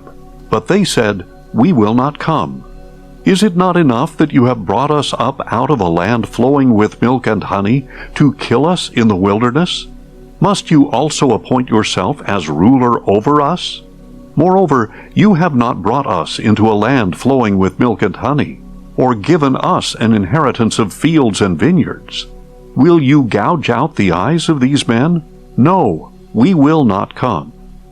Then Moses became very angry, and said to the Lord, "Do not regard their offering.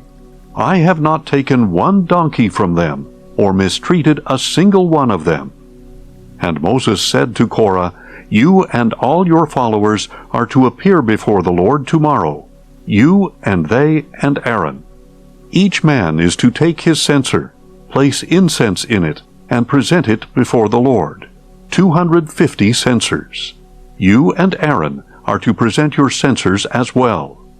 So each man took his censer, put fire and incense in it, and stood with Moses and Aaron at the entrance to the tent of meeting. When Korah had gathered his whole assembly against them at the entrance to the tent of meeting, the glory of the Lord appeared to the whole congregation. And the Lord said to Moses and Aaron, "Separate yourselves from this congregation, so that I may consume them in an instant." But Moses and Aaron fell face down, and said, "O God, the God of the spirits of all flesh, when one man sins, will you be angry with the whole congregation?" Then the Lord said to Moses, "Tell the congregation to move away from the dwellings of Korah, Dathan, and Abiram." So Moses got up and went to Dathan and Abiram, and the elders of Israel followed him. And he warned the congregation, "Move away now from the tents of these wicked men. Do not touch anything that belongs to them, or you will be swept away because of all their sins." So they moved away from the dwellings of Korah, Dathan, and Abiram. Meanwhile, Dathan and Abiram had come out, and stood at the entrances to their tents with their wives and children and infants. Then Moses said, This is how you will know that the Lord has sent me to do all these things, for it was not my own doing. If these men die a natural death, or if they suffer the fate of all men, then the Lord has not sent me. But if the Lord brings about something unprecedented, and the earth opens its mouth and swallows them and all that belongs to them, so that they go down alive into Sheol, then you will know that these men have treated the Lord with contempt. As soon as Moses had finished saying all this, the ground beneath them split open, and the earth opened its mouth and swallowed them and their households, all Korah's men and all their possessions. They went down alive into Sheol with all they owned. The earth closed over them, and they vanished from the assembly. At their cries, all the people of Israel who were around them fled, saying, "The earth may swallow us too."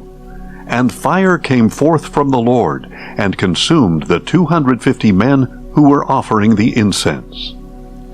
Then the Lord said to Moses, "Tell Eleazar, son of Aaron the priest, to remove the censers from the flames, and to scatter the coals far away, because the censers are holy.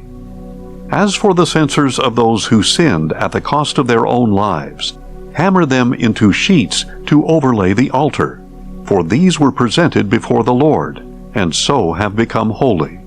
They will serve as a sign to the Israelites."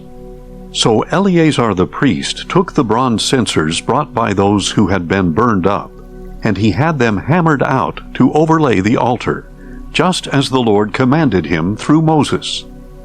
This was to be a reminder to the Israelites that no outsider who is not a descendant of Aaron should approach to offer incense before the Lord, lest he become like Korah and his followers.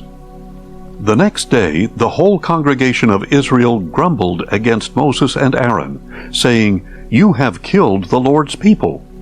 But when the congregation gathered against them, Moses and Aaron turned toward the tent of meeting, and suddenly the cloud covered it, and the glory of the Lord appeared. Then Moses and Aaron went to the front of the tent of meeting, and the Lord said to Moses, "Get away from this congregation, so that I may consume them in an instant." And Moses and Aaron fell face down. Moses said to Aaron, "Take your censer, place fire from the altar in it, and add incense.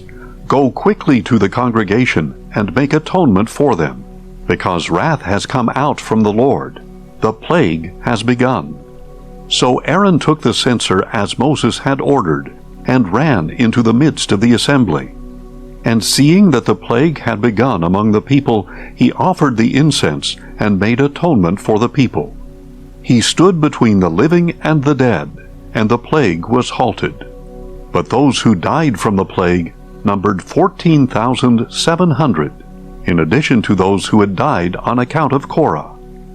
Then Aaron returned to Moses at the entrance to the tent of meeting, since the plague had been halted.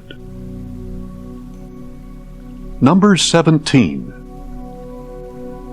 And the Lord said to Moses, "Speak to the Israelites, and take from them 12 staffs, one from the leader of each tribe.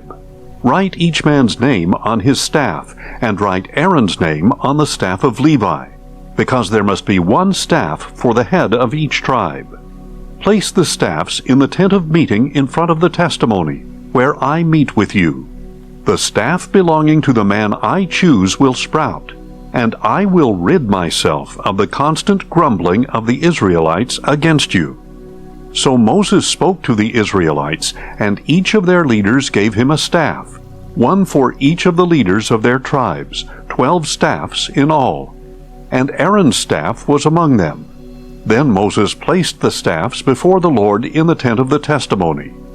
The next day Moses entered the tent of the testimony, and saw that Aaron's staff, representing the house of Levi, had sprouted, put forth buds, blossomed, and produced almonds. Then Moses brought out all the staffs from the Lord's presence to all the Israelites. They saw them, and each man took his own staff. The Lord said to Moses, "Put Aaron's staff back in front of the testimony, to be kept as a sign for the rebellious, so that you may put an end to their grumbling against me, lest they die. So Moses did as the Lord had commanded him. Then the Israelites declared to Moses, "Look, we are perishing. We are lost. We are all lost. Anyone who comes near the tabernacle of the Lord will die. Are we all going to perish?" Numbers 18.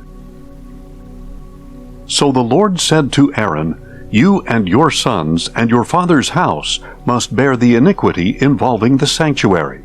And you and your sons alone must bear the iniquity involving your priesthood. But bring with you also your brothers from the tribe of Levi, the tribe of your father, that they may join you and assist you and your sons before the tent of the testimony. And they shall attend to your duties and to all the duties of the tent. But they must not come near to the furnishings of the sanctuary or the altar, or both they and you will die. They are to join you and attend to the duties of the tent of meeting, doing all the work at the tent, but no outsider may come near you. And you shall attend to the duties of the sanctuary and of the altar, so that wrath may not fall on the Israelites again. Behold, I myself have selected your fellow Levites from the Israelites as a gift to you, dedicated to the Lord to perform the service for the tent of meeting. But only you and your sons shall attend to your priesthood for everything concerning the altar and what is inside the veil, and you are to perform that service. I am giving you the work of the priesthood as a gift, but any outsider who comes near the sanctuary must be put to death." Then the Lord said to Aaron, "Behold, I have put you in charge of my offerings. As for all the sacred offerings of the Israelites, I have given them to you and your sons as a portion and a permanent statute. A portion of the most holy offerings reserved from the fire will be yours. From all the offerings they render to me as most holy offerings, whether grain offerings or sin offerings or guilt offerings, that part belongs to you and your sons. You are to eat it as a most holy offering, and every male may eat it. You shall regard it as holy. And this is yours as well, the offering of their gifts, along with all the wave offerings of the Israelites. I have given this to you and your sons and daughters as a permanent statute. Every ceremonially clean person in your household may eat it. I give you all the freshest olive oil, and all the finest new wine and grain that the Israelites give to the Lord as their first fruits. The first fruits of everything in their land that they bring to the Lord will belong to you. Every ceremonially clean person in your household may eat them. Every devoted thing in Israel belongs to you. The firstborn of every womb, whether man or beast, that is offered to the Lord belongs to you.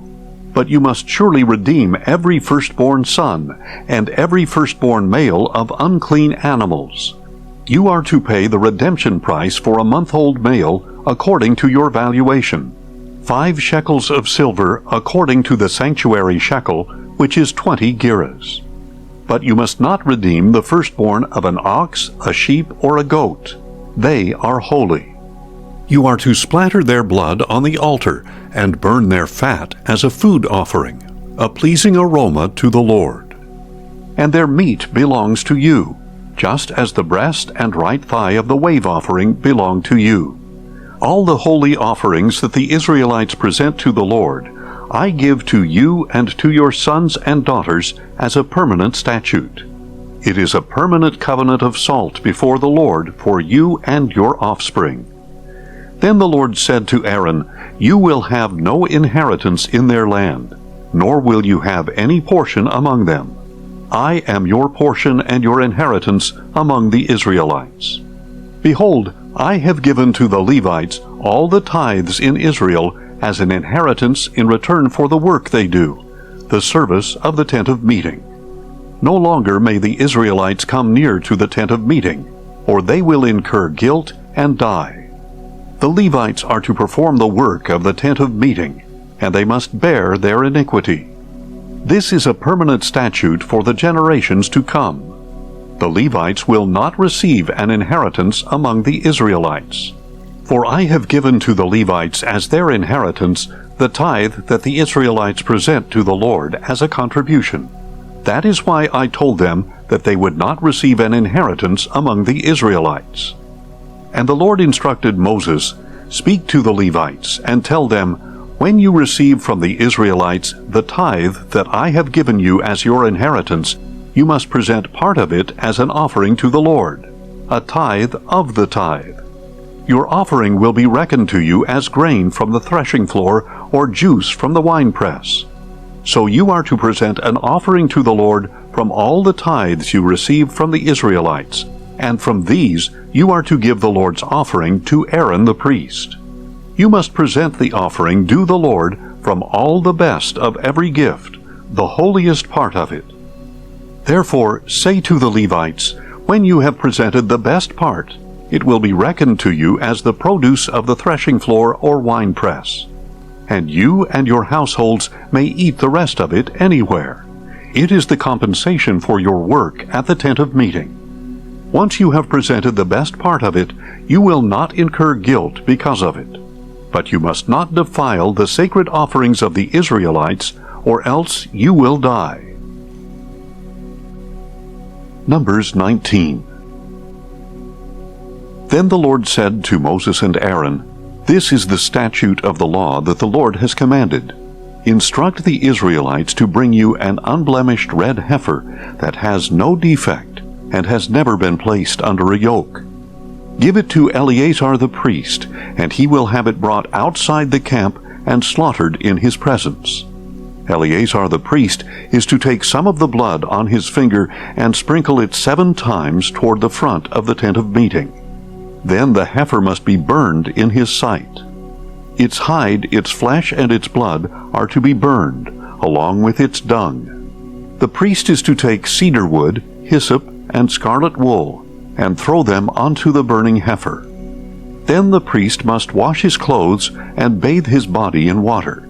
After that he may enter the camp, but he will be ceremonially unclean until evening. The one who burned the heifer must also wash his clothes and bathe his body in water, and he too will be ceremonially unclean until evening. Then a man who is ceremonially clean is to gather up the ashes of the heifer and store them in a ceremonially clean place outside the camp. They must be kept by the congregation of Israel for preparing the water of purification. This is for purification from sin. The man who has gathered up the ashes of the heifer must also wash his clothes, and he will be ceremonially unclean until evening. This is a permanent statute for the Israelites and for the foreigner residing among them. Whoever touches any dead body will be unclean for 7 days. He must purify himself with the water on the 3rd day and on the 7th day. Then he will be clean. But if he does not purify himself on the 3rd and 7th days, he will not be clean. Anyone who touches a human corpse and fails to purify himself defiles the tabernacle of the Lord. That person must be cut off from Israel. He remains unclean, because the water of purification has not been sprinkled on him, and his uncleanness is still on him. This is the law when a person dies in a tent. Everyone who enters the tent and everyone already in the tent will be unclean for 7 days, and any open container without a lid fastened on it is unclean. Anyone in the open field who touches someone who has been killed by the sword or has died of natural causes, or anyone who touches a human bone or a grave, will be unclean for 7 days. For the purification of the unclean person, take some of the ashes of the burnt sin offering, put them in a jar, and pour fresh water over them. Then a man who is ceremonially clean is to take some hyssop, dip it in the water, and sprinkle the tent, all the furnishings, and the people who were there. He is also to sprinkle the one who touched a bone, a grave, or a person who has died or been slain. The man who is ceremonially clean is to sprinkle the unclean person on the 3rd day and on the 7th day. After he purifies the unclean person on the 7th day, the one being cleansed must wash his clothes and bathe in water. and that evening he will be clean. But if a person who is unclean does not purify himself, he will be cut off from the assembly, because he has defiled the sanctuary of the Lord. The water of purification has not been sprinkled on him. He is unclean. This is a permanent statute for the people. The one who sprinkles the water of purification must wash his clothes, and whoever touches the water of purification will be unclean until evening. Anything the unclean person touches will become unclean, and anyone who touches it will be unclean until evening. Numbers 20. In the first month, the whole congregation of Israel entered the wilderness of Zin, and stayed in Kadesh. There Miriam died and was buried. Now there was no water for the congregation, so they gathered against Moses and Aaron. The people quarreled with Moses and said, "If only we had perished with our brothers before the Lord. Why have you brought the Lord's assembly into this wilderness for us and our livestock to die here? Why have you led us up out of Egypt to bring us to this wretched place? It is not a place of grain, figs, vines, or pomegranates, and there is no water to drink." Then Moses and Aaron went from the presence of the assembly to the entrance to the tent of meeting. They fell face down, and the glory of the Lord appeared to them. And the Lord said to Moses, "Take the staff and assemble the congregation. You and your brother Aaron are to speak to the rock while they watch, and it will pour out its water. You will bring out water from the rock and provide drink for the congregation and their livestock." So Moses took the staff from the Lord's presence just as he had been commanded. Then Moses and Aaron gathered the assembly in front of the rock, and Moses said to them, "Listen now, you rebels. Must we bring you water out of this rock?" Then Moses raised his hand and struck the rock twice with his staff, so that a great amount of water gushed out, and the congregation and their livestock were able to drink. But the Lord said to Moses and Aaron, "Because you did not trust me to show my holiness in the sight of the Israelites, you will not bring this assembly into the land that I have given them." These were the waters of Meribah, where the Israelites quarreled with the Lord, and he showed his holiness among them. From Kadesh Moses sent messengers to tell the king of Edom, "This is what your brother Israel says. You know all the hardship that has befallen us, how our fathers went down to Egypt, where we lived many years. The Egyptians mistreated us and our fathers, and when we cried out to the Lord, he heard our voice, sent an angel, and brought us out of Egypt. Now look, we are in Kadesh, a city on the edge of your territory. Please let us pass through your land. We will not go through any field or vineyard, or drink water from any well. We will stay on the king's highway. We will not turn to the right or to the left until we have passed through your territory." But Edom answered, "You may not travel through our land, or we will come out and confront you with the sword." "We will stay on the main road," the Israelites replied, "and if we or our herds drink your water, we will pay for it. There will be no problem. Only let us pass through on foot." But Edom insisted, "You may not pass through." And they came out to confront the Israelites with a large army and a strong hand. So Edom refused to allow Israel to pass through their territory, and Israel turned away from them. After they had set out from Kadesh, the whole congregation of Israel came to Mount Hor. And at Mount Hor, near the border of the land of Edom, the Lord said to Moses and Aaron, "Aaron will be gathered to his people. He will not enter the land that I have given the Israelites, because both of you rebelled against my command at the waters of Meribah. Take Aaron and his son Eleazar, and bring them up Mount Hor. Remove Aaron's priestly garments, and put them on his son Eleazar. Aaron will be gathered to his people, and will die there." So Moses did as the Lord had commanded, and they climbed Mount Hor in the sight of the whole congregation. After Moses had removed Aaron's garments and put them on his son Eleazar, Aaron died there on top of the mountain. Then Moses and Eleazar came down from the mountain. When the whole congregation saw that Aaron had died, the entire house of Israel mourned for him 30 days. Numbers 21. When the Canaanite king of Arad, who lived in the Negev, heard that Israel was coming along the road to Atharim, he attacked Israel and captured some prisoners. So Israel made a vow to the Lord, "If you will deliver this people into our hands, we will devote their cities to destruction." And the Lord heard Israel's plea and delivered up the Canaanites. Israel devoted them and their cities to destruction, so they named the place Hormah. Then they set out from Mount Hor along the route to the Red Sea, in order to bypass the land of Edom. But the people grew impatient on the journey, and spoke against God and against Moses. "Why have you led us up out of Egypt to die in the wilderness? There is no bread or water, and we detest this wretched food."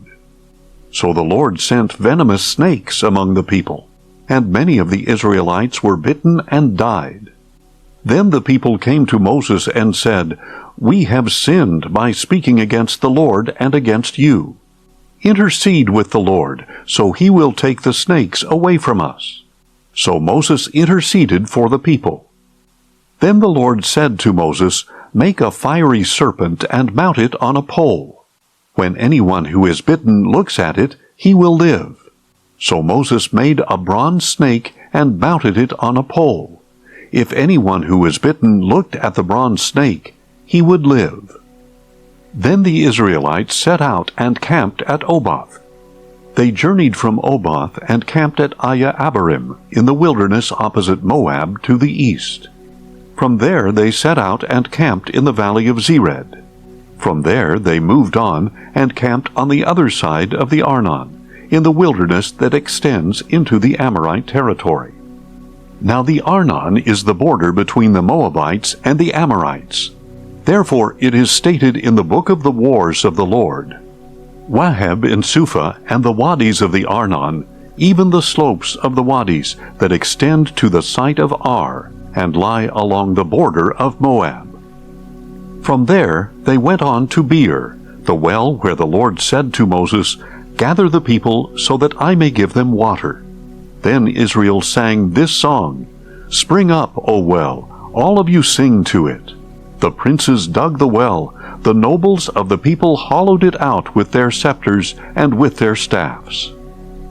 From the wilderness the Israelites went on to Mattanah, and from Mattanah to Nahaliel, and from Nahaliel to Bamoth, and from Bamoth to the valley in Moab, where the top of Pisgah overlooks the wasteland. Then Israel sent messengers to Sihon, king of the Amorites, saying, "Let us pass through your land. We will not turn aside into any field or vineyard, or drink water from any well. We will stay on the king's highway until we have passed through your territory." But Sihon would not let Israel pass through his territory. Instead, he gathered his whole army and went out to confront Israel in the wilderness. When he came to Jahaz, he fought against Israel. And Israel put him to the sword and took possession of his land, from the Arnon to the Jabbok, but only up to the border of the Ammonites, because it was fortified. Israel captured all the cities of the Amorites and occupied them, including Heshbon and all its villages. Heshbon was the city of Sihon, king of the Amorites, who had fought against the former king of Moab and taken all his land as far as the Arnon. That is why the poets say, "Come to Heshbon, let it be rebuilt. Let the city of Sihon be restored. For a fire went out from Heshbon, a blaze from the city of Sihon. It consumed Ar of Moab, the rulers of Arnon's heights. Woe to you, O Moab! You are destroyed, O people of Chemosh. He gave up his sons as refugees, and his daughters into captivity to Sihon, king of the Amorites. But we have overthrown them. Heshbon is destroyed as far as Dibon. We demolished them as far as Nophah, which reaches to Medeba. So Israel lived in the land of the Amorites. After Moses had sent spies to Jazer, Israel captured its villages and drove out the Amorites who were there. Then they turned and went up the road to Bashan, and Og, king of Bashan, and his whole army came out to meet them in battle at Edrei. But the Lord said to Moses, "Do not fear him, for I have delivered him into your hand, along with all his people and his land. Do to him as you did to Sihon, king of the Amorites, who lived in Heshbon." So they struck down Og, along with his sons and his whole army, until no remnant was left, and they took possession of his land. Numbers 22. Then the Israelites traveled on and camped in the plains of Moab near the Jordan, across from Jericho. Now Balak, son of Zippor, saw all that Israel had done to the Amorites, and Moab was terrified of the people because they were numerous. Indeed, Moab dreaded the Israelites. So the Moabites said to the elders of Midian, "This horde will devour everything around us, as an ox licks up the grass of the field." Since Balak, son of Zippor, was king of Moab at that time, he sent messengers to summon Balaam, son of Beor, at Pethor, which is by the Euphrates, in the land of his people. "Behold, a people has come out of Egypt," said Balak. "They cover the face of the land and have settled next to me. So please come now and put a curse on this people, because they are too mighty for me. Perhaps I may be able to defeat them and drive them out of the land. For I know that those you bless are blessed, and those you curse are cursed." The elders of Moab and Midian departed with the fees for divination in hand. They came to Balaam and relayed to him the words of Balak. "Spend the night here," Balaam replied, "and I will give you the answer that the Lord speaks to me." So the princes of Moab stayed with Balaam.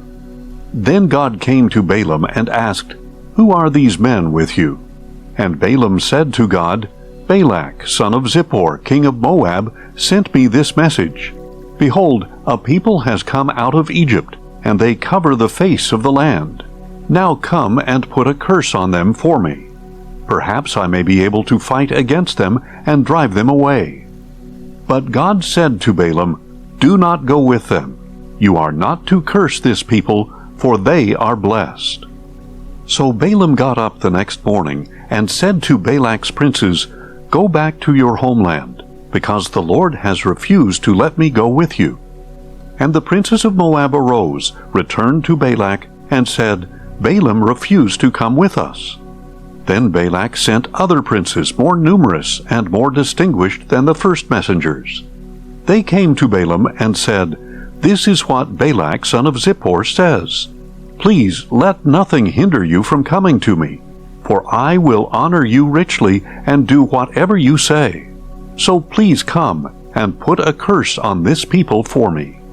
But Balaam replied to the servants of Balak, "If Balak were to give me his house full of silver and gold, I could not do anything, small or great, to go beyond the command of the Lord my God. So now, please stay here overnight as the others did, that I may find out what else the Lord has to tell me." That night God came to Balaam and said, "Since these men have come to summon you, get up and go with them. But you must only do what I tell you." So in the morning Balaam got up, saddled his donkey, and went with the princes of Moab. Then God's anger was kindled because Balaam was going along, and the angel of the Lord stood in the road to oppose him. Balaam was riding his donkey, and his 2 servants were with him. When the donkey saw the angel of the Lord standing in the road with a drawn sword in his hand, she turned off the path and went into a field. So Balaam beat her to return her to the path. Then the angel of the Lord stood in a narrow passage between 2 vineyards, with walls on either side. And the donkey saw the angel of the Lord, and pressed herself against the wall, crushing Balaam's foot against it.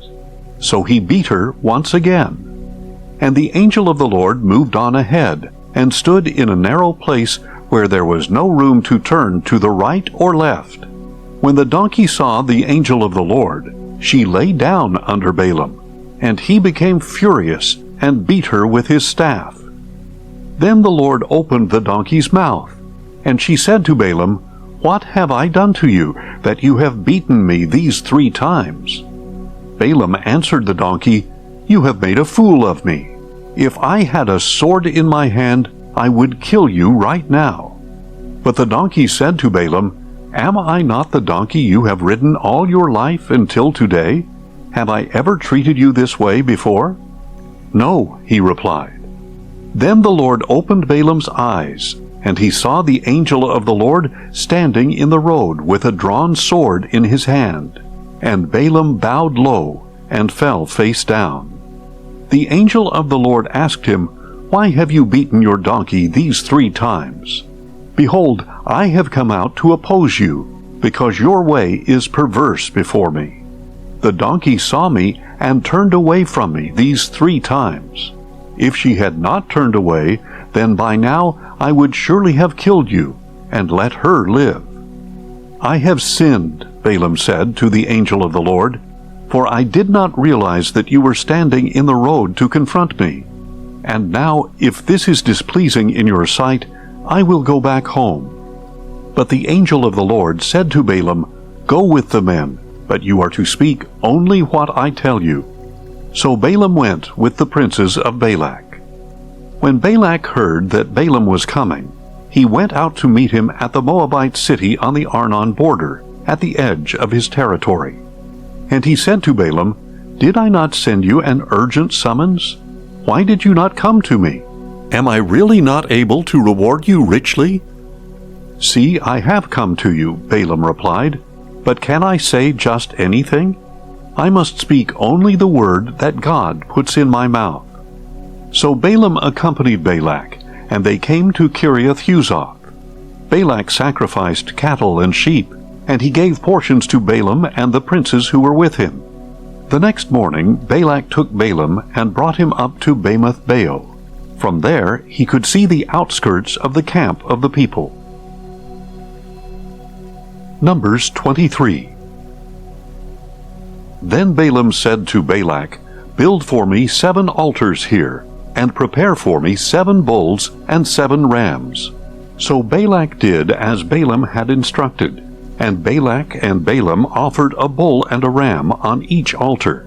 "Stay here by your burnt offering while I am gone," Balaam said to Balak.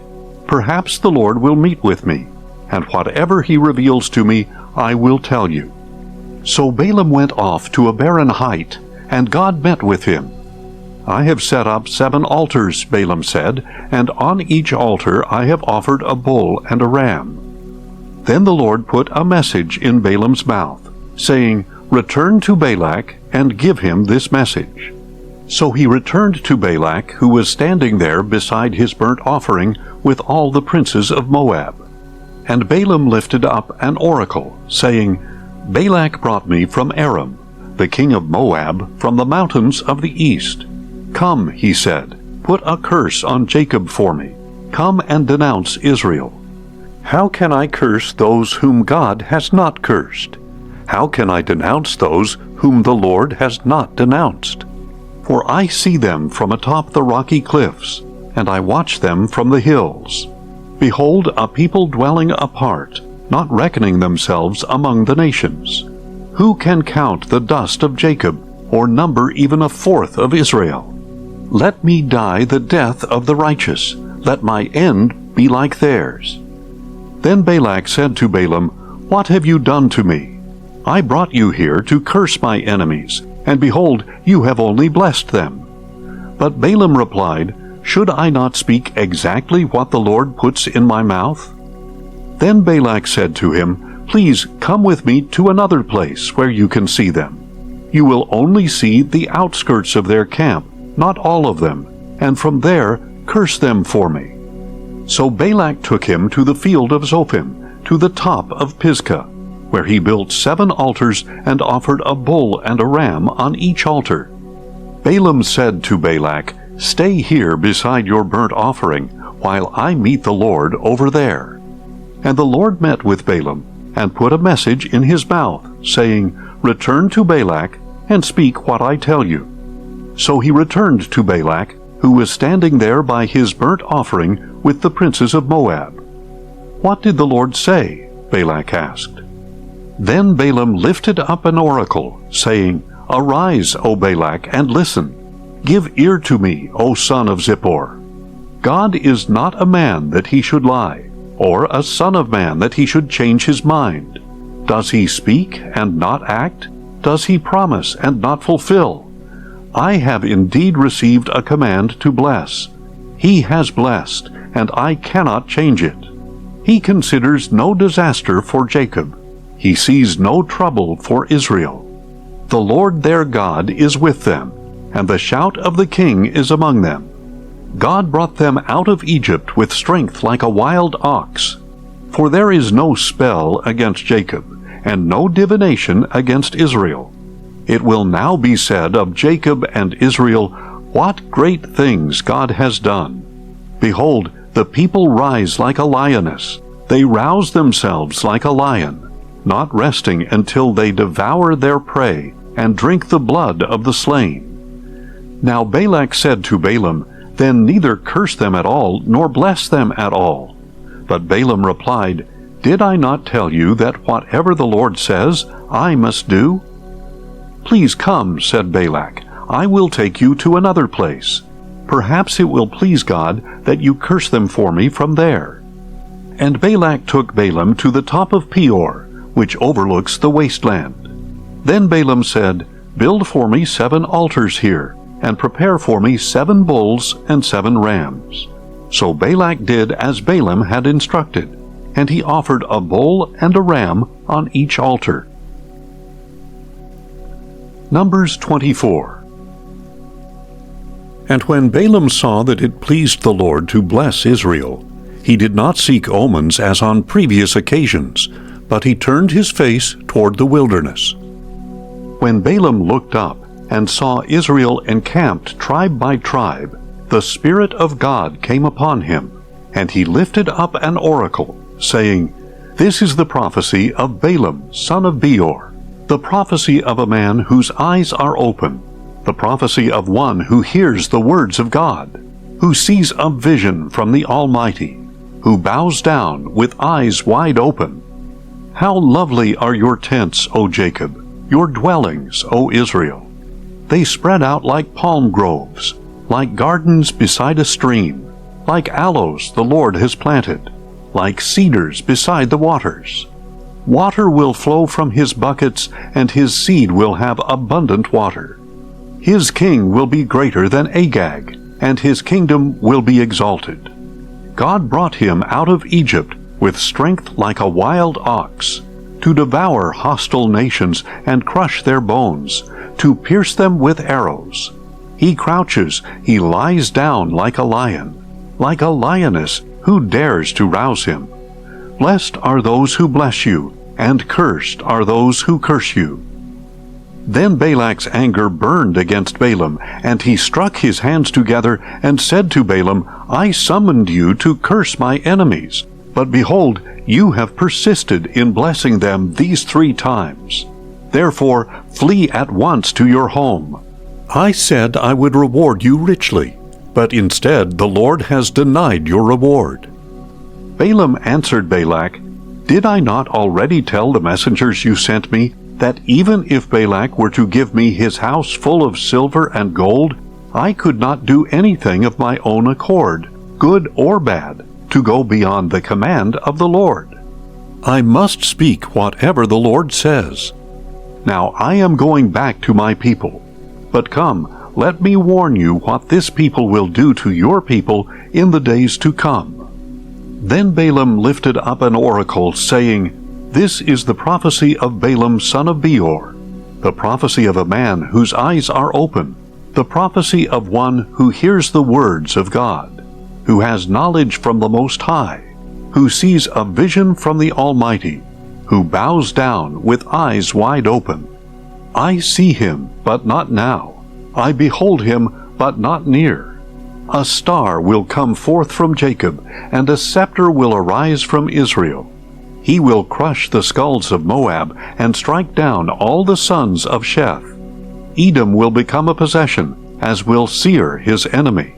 But Israel will perform with valor. A ruler will come from Jacob, and destroy the survivors of the city. Then Balaam saw Amalek, and lifted up an oracle, saying, Amalek was first among the nations, but his end is destruction. Next he saw the Kenites, and lifted up an oracle, saying, Your dwelling place is secure, and your nest is set in a cliff. Yet Cain will be destroyed when Asher takes you captive. Once more Balaam lifted up an oracle, saying, Ah, who can live unless God has ordained it? Ships will come from the coasts of Cyprus. They will subdue Asher and Eber, but they too will perish forever. Then Balaam arose and returned to his homeland, and Balak also went on his way. Numbers 25. While Israel was staying in Shittim, the men began to indulge in sexual immorality with the daughters of Moab, who also invited them to the sacrifices for their gods. And the people ate and bowed down to these gods. So Israel joined in worshipping Baal of Peor, and the anger of the Lord burned against them. Then the Lord said to Moses, Take all the leaders of the people, and execute them in broad daylight before the Lord, so that his fierce anger may turn away from Israel. So Moses told the judges of Israel, Each of you must kill all of his men who have joined in worshipping Baal of Peor. Just then an Israelite man brought to his family a Midianite woman in the sight of Moses and the whole congregation of Israel, while they were weeping at the entrance to the tent of meeting. On seeing this, Phinehas, son of Eleazar, the son of Aaron the priest, got up from the assembly, took a spear in his hand, followed the Israelite into the tent, and drove the spear through both of them, through the Israelite, and on through the belly of the woman. So the plague against the Israelites was halted, but those who died in the plague numbered 24,000. Then the Lord said to Moses, Phinehas, son of Eleazar, the son of Aaron the priest, has turned my wrath away from the Israelites, for he was zealous for my sake among them, so that I did not consume the Israelites in my zeal. Declare therefore that I am granting him my covenant of peace. It will be a covenant of permanent priesthood for him and his descendants, because he was zealous for his God, and made atonement for the Israelites. The name of the Israelite who was slain with the Midianite woman was Zimri, son of Salu, the leader of a Simeonite family. And the name of the slain Midianite woman was Cozbi, the daughter of Zur, a tribal chief of a Midianite family. And the Lord said to Moses, Attack the Midianites and strike them dead. For they assailed you deceitfully when they seduced you in the matter of Peor and their sister Cozbi, the daughter of the Midianite leader, the woman who was killed on the day the plague came because of Peor. Numbers 26. After the plague had ended, the Lord said to Moses and Eleazar, son of Aaron the priest, Take a census of the whole congregation of Israel by the houses of their fathers, all those 20 years of age or older who can serve in the army of Israel. So on the plains of Moab by the Jordan, across from Jericho, Moses and Eleazar the priest issued the instruction, Take a census of the men 20 years of age or older, as the Lord has commanded Moses. And these were the Israelites who came out of the land of Egypt. Reuben was the firstborn of Israel. These were the descendants of Reuben. The Hanokite clan from Hanok, the Paluite clan from Palu, the Hezronite clan from Hezron, and the Carmite clan from Carmi. These were the clans of Reuben, and their registration numbered 43,730. Now the son of Palu was Eliab, and the sons of Eliab were Nemuel, Dathan, and Abiram. It was Dathan and Abiram, chosen by the congregation, who rebelled against Moses and Aaron with the followers of Korah, who rebelled against the Lord. And the earth opened its mouth and swallowed them along with Korah, whose followers died when the fire consumed 250 men. They serve as a warning sign. However, the line of Korah did not die out. These were the descendants of Simeon by their clans: the Nemuelite clan from Nemuel, the Jaminite clan from Jamin, the Jachinite clan from Jachin, the Zerahite clan from Zerah, and the Shaulite clan from Shaul. These were the clans of Simeon, and there were 22,200 men. These were the descendants of Gad by their clans: the Zephonite clan from Zephon, the Haggite clan from Haggai, the Shunite clan from Shunai, the Oznite clan from Ozni, the Erite clan from Eri, the Arodite clan from Arod, and the Aralite clan from Arali. These were the clans of Gad, and their registration numbered 40,500. The sons of Judah were and Onan, but they died in the land of Canaan. These were the descendants of Judah by their clans: the Shilonite clan from Shelah, the Perezite clan from Perez, and the Zerahite clan from Zerah. And these were the descendants of Perez: the Hezronite clan from Hezron, and the Hamelite clan from Hamel. These were the clans of Judah, and their registration numbered 76,500. These were the descendants of Issachar by their clans: the Tolaite clan from Tola, the Punite clan from Puvah, the Jashubite clan from Jashub, and the Shimronite clan from Shimron. These were the clans of Issachar, and their registration numbered 64,300. These were the descendants of Zebulun by their clans: the Seredite clan from Sered, the Elonite clan from Elon, and the Jalielite clan from Jaliel. These were the clans of Zebulun, and their registration numbered 60,500. The descendants of Joseph included the clans of Manasseh and Ephraim. These were the descendants of Manasseh: the Macherite clan from Macher, the father of Gilead, and the Gileadite clan from Gilead. These were the descendants of Gilead: the Iezerite clan from Iezer, the Helekite clan from Helek, the Asrielite clan from Asriel, the Shechemite clan from Shechem, the Shemidaite clan from Shemida, and the Hepherite clan from Hepher. Now Zelophehad, son of Hepher, had no sons, but only daughters. The names of his daughters were Mahlah, Noah, Hoglah, Milcah, and Tirzah. These were the clans of Manasseh, and their registration numbered 52,700. These were the descendants of Ephraim by their clans: the Shuthelahite clan from Shuthelah, the Becherite clan from Becher, and the Tahanite clan from Tahan. And the descendants of Shuthelah were the Iranite clan from Iran. These were the clans of Ephraim, and their registration numbered 32,500. These clans were the descendants of Joseph. These were the descendants of Benjamin by their clans: the Belahite clan from Bela, the Ashbelite clan from Ashbel, the Ahiramite clan from Ahiram, the Shuphamite clan from Shupham, and the Huphamite clan from Hupham. And the descendants of Bela from Ard and Naaman were the Ardite clan from Ard, and the Naamite clan from Naaman. These were the clans of Benjamin, and their registration numbered 45,600. These were the descendants of Dan by their clans: the Shuhamite clan from Shuham. These were the clans of Dan. All of them were Shuhamite clans, and their registration numbered 64,400. These were the descendants of Asher by their clans: the Imnite clan from Imnah, the Ishvite clan from Ishvi, and the Beriahite clan from Beriah. And these were the descendants of Beriah: the Heberite clan from Heber, and the Malchielite clan from Malchiel. And the name of Asher's daughter was Serah. These were the clans of Asher.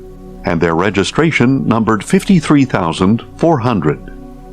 These were the descendants of Naphtali by their clans: the Jazielite clan from Jaziel, the Gunite clan from Guni, the Jezerite clan from Jezer, and the Shilemite clan from Shilem. These were the clans of Naphtali, and their registration numbered 45,400. These men of Israel numbered 601,730 in all. Then the Lord said to Moses, "The land is to be divided among the tribes as an inheritance, according to the number of names. Increase the inheritance for a large tribe, and decrease it for a small one. Each tribe is to receive its inheritance according to the number of those registered. Indeed, the land must be divided by lot. They shall receive their inheritance according to the names of the tribes of their fathers. Each inheritance is to be divided by lot among the larger and smaller tribes." Now these were the Levites numbered by their clans: the Gershonite clan from Gershon, the Kohathite clan from Kohath, and the Merarite clan from Merari. These were the families of the Levites: the Libnite clan, the Hebronite clan, the Malite clan, the Mushite clan, and the Korahite clan. Now Kohath was the father of Amram, and Amram's wife was named Jochebed. She was also a daughter of Levi, born to Levi in Egypt. To Amram she bore Aaron, Moses, and their sister Miriam. Nadab, Abihu, Eleazar, and Ithamar were born to Aaron. But Nadab and Abihu died when they offered unauthorized fire before the Lord. The registration of the Levites totaled 23,000, every male a month old or more. They were not numbered among the other Israelites, because no inheritance was given to them among the Israelites. These were the ones numbered by Moses and Eleazar the priest when they counted the Israelites on the plains of Moab by the Jordan, across from Jericho. Among all these, however, there was not one who had been numbered by Moses and Aaron the priest when they counted the Israelites in the wilderness of Sinai. For the Lord had told them that they would surely die in the wilderness. Not one was left, except Caleb son of Jephunneh and Joshua son of Nun.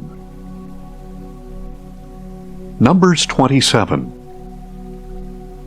Now the daughters of Zelophehad, son of Hepher, the son of Gilead, the son of Machir, the son of Manasseh, belonged to the clans of Manasseh, son of Joseph. These were the names of his daughters: Mahlah, Noah, Hoglah, Milcah, and Tirzah. They approached the entrance to the tent of meeting, stood before Moses, Eleazar the priest, the leaders, and the whole congregation, and said, "Our father died in the wilderness, but he was not among the followers of Korah who gathered together against the Lord. Instead, he died because of his own sin, and he had no sons. Why should the name of our father disappear from his clan because he had no sons? Give us property among our father's brothers." So Moses brought their case before the Lord, and the Lord answered him, "The daughters of Zelophehad speak correctly. You certainly must give them property as an inheritance among their father's brothers, and transfer their father's inheritance to them. Furthermore, you shall say to the Israelites, if a man dies and leaves no son, you are to transfer his inheritance to his daughter. If he has no daughter, give his inheritance to his brothers. If he has no brothers, give his inheritance to his father's brothers. And if his father has no brothers, give his inheritance to the next of kin from his clan, that he may take possession of it. This is to be a statutory ordinance for the Israelites, as the Lord has commanded Moses." Then the Lord said to Moses, "Go up this mountain of the Abarim range, and see the land that I have given the Israelites. After you have seen it, you too will be gathered to your people, as your brother Aaron was. For when the congregation contended in the wilderness of Zin, both of you rebelled against my command to show my holiness in their sight regarding the waters. Those were the waters of Meribah in Kadesh, in the wilderness of Zin. So Moses appealed to the Lord. May the Lord, the God of the spirits of all flesh, appoint a man over the congregation, who will go out and come in before them, and who will lead them out and bring them in, so that the congregation of the Lord will not be like sheep without a shepherd. And the Lord replied to Moses, Take Joshua son of Nun, a man with the Spirit in him, and lay your hands on him. Have him stand before Eleazar the priest and the whole congregation, and commission him in their sight. Confer on him some of your authority, so that the whole congregation of Israel will obey him. He shall stand before Eleazar the priest, who will seek counsel for him before the Lord by the judgment of the Urim.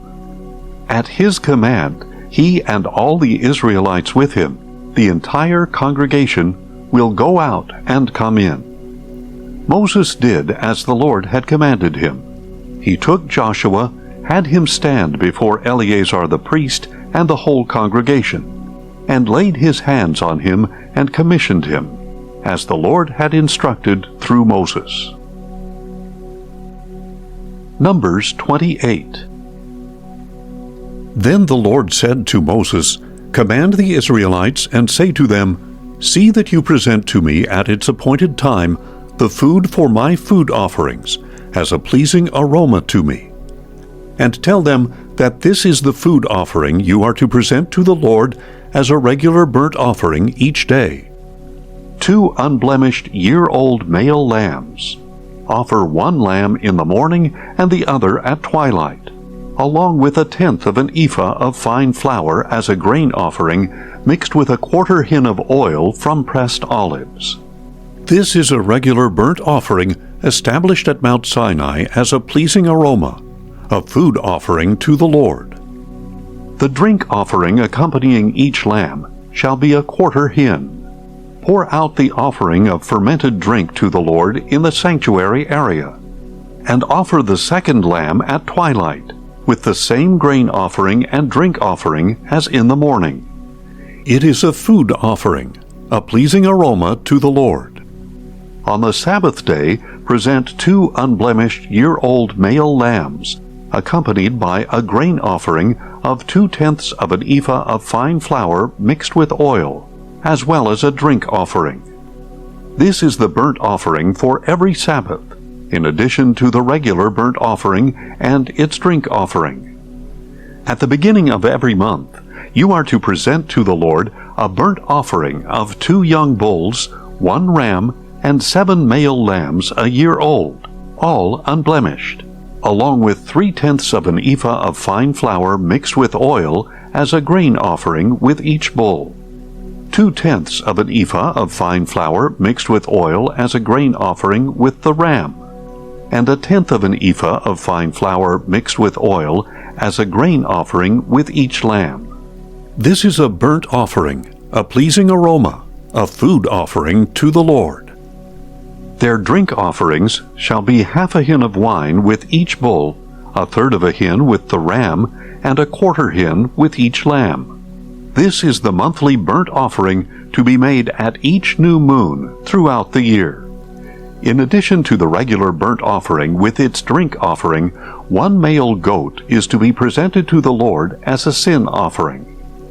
The 14th day of the first month is the Lord's Passover. On the 15th day of this month there shall be a feast. For 7 days unleavened bread is to be eaten. On the first day there is to be a sacred assembly. You must not do any regular work. Present to the Lord a food offering, a burnt offering of 2 young bulls, 1 ram, and 7 male lambs a year old, all unblemished. The grain offering shall consist of fine flour mixed with oil. Offer 3/10 of an ephah with each bull, 2/10 of an ephah with the ram, and 1/10 of an ephah with each of the 7 lambs. Include 1 male goat as a sin offering to make atonement for you. You are to present these in addition to the regular morning burnt offering. Offer the same food each day for 7 days as a food offering, a pleasing aroma to the Lord. It is to be offered with its drink offering and the regular burnt offering. On the 7th day you shall hold a sacred assembly. You must not do any regular work. On the day of first fruits, when you present an offering of new grain to the Lord during the Feast of Weeks, you are to hold a sacred assembly. You must not do any regular work.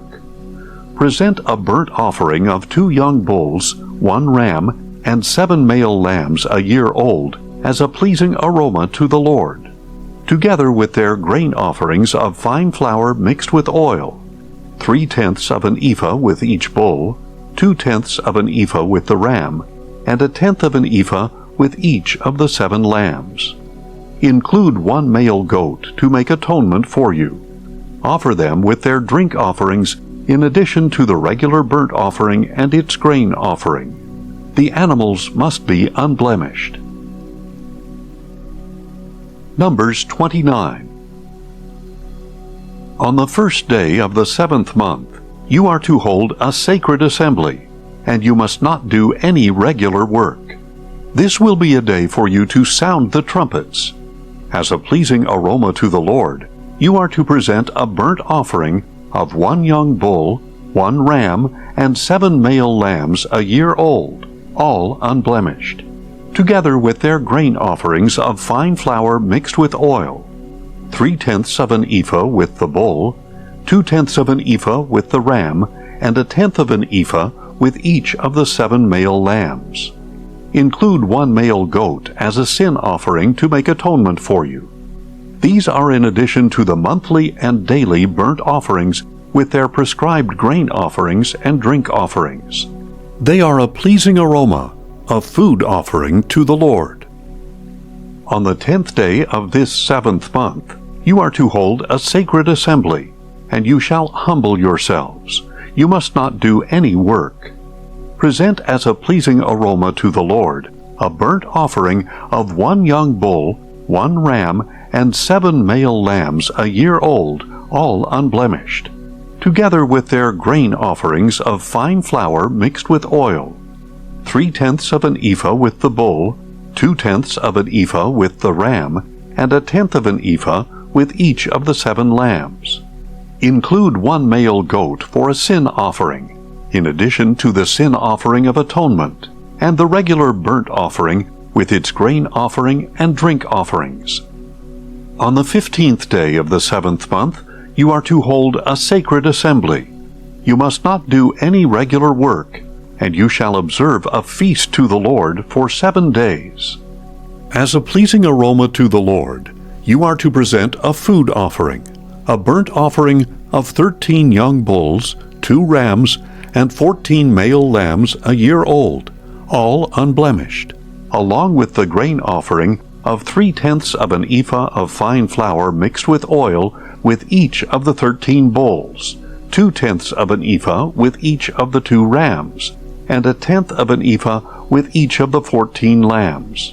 Include 1 male goat as a sin offering, in addition to the regular burnt offering with its grain offering and drink offering. On the 2nd day you are to present 12 young bulls, 2 rams, and 14 male lambs a year old, all unblemished, along with the grain and drink offerings for the bulls, rams, and lambs, according to the number prescribed. Include 1 male goat as a sin offering, in addition to the regular burnt offering with its grain offering and drink offering.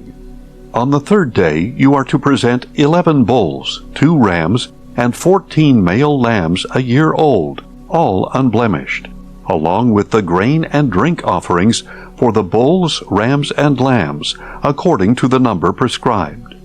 Include 1 male goat as a sin offering, in addition to the regular burnt offering with its grain offering and drink offering. On the 4th day you are to present 10 bulls, 2 rams, and 14 male lambs a year old, all unblemished, along with the grain and drink offerings for the bulls, rams, and lambs, according to the number prescribed. Include one male goat as a sin offering in addition to the regular burnt offering with its grain offering and drink offering. On the 5th day you are to present 9 bulls, 2 rams, and 14 male lambs a year old, all unblemished, along with the grain and drink offerings for the bulls, rams, and lambs, according to the number prescribed.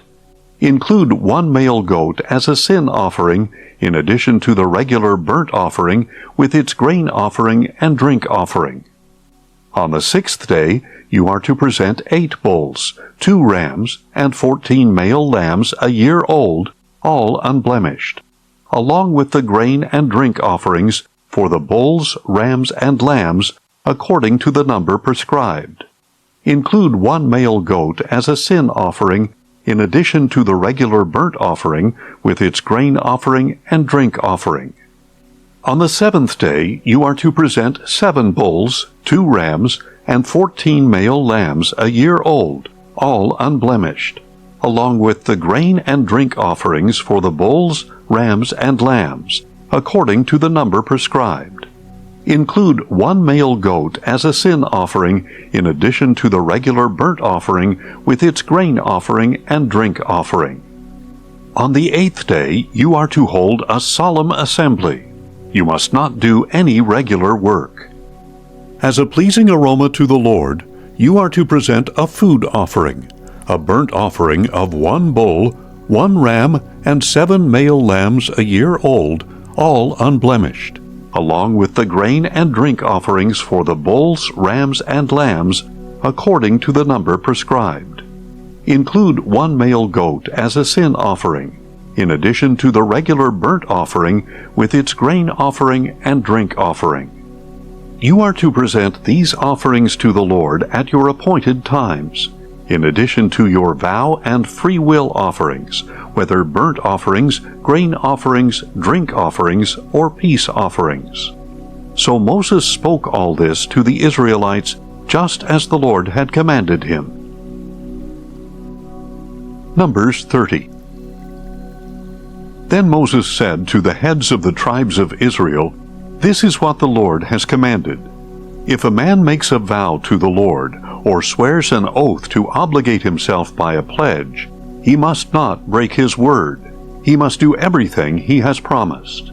And if a woman in her father's house during her youth makes a vow to the Lord, or obligates herself by a pledge, and her father hears about her vow or pledge, but says nothing to her, then all the vows or pledges by which she has bound herself shall stand. But if her father prohibits her on the day he hears about it, then none of the vows or pledges by which she has bound herself shall stand. The Lord will absolve her because her father has prohibited her. If a woman marries while under a vow or rash promise by which she has bound herself, and her husband hears of it but says nothing to her on that day, then the vows or pledges by which she has bound herself shall stand. But if her husband prohibits her when he hears of it, he nullifies the vow that binds her, or the rash promise she has made, and the Lord will absolve her.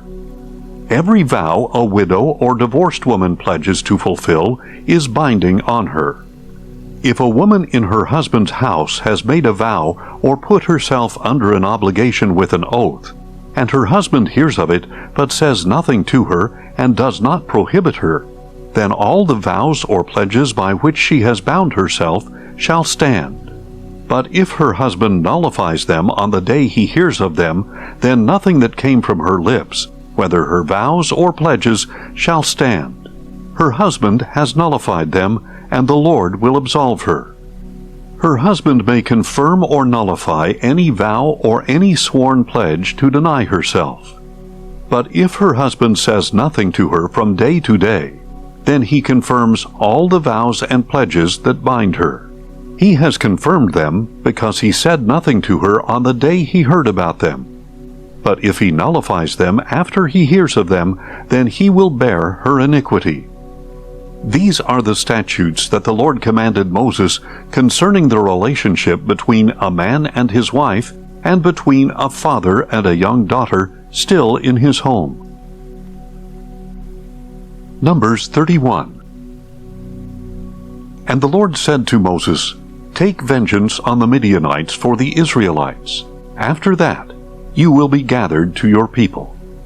So Moses told the people, "Arm some of your men for war, that they may go against the Midianites and execute the Lord's vengeance on them. Send into battle 1,000 men from each tribe of Israel." So 1,000 men were recruited from each tribe of Israel, 12,000 armed for war. And Moses sent the 1,000 from each tribe into battle, along with Phinehas, son of Eleazar the priest, who took with him the vessels of the sanctuary and the trumpets for signaling. Then they waged war against Midian, as the Lord had commanded Moses, and they killed every male.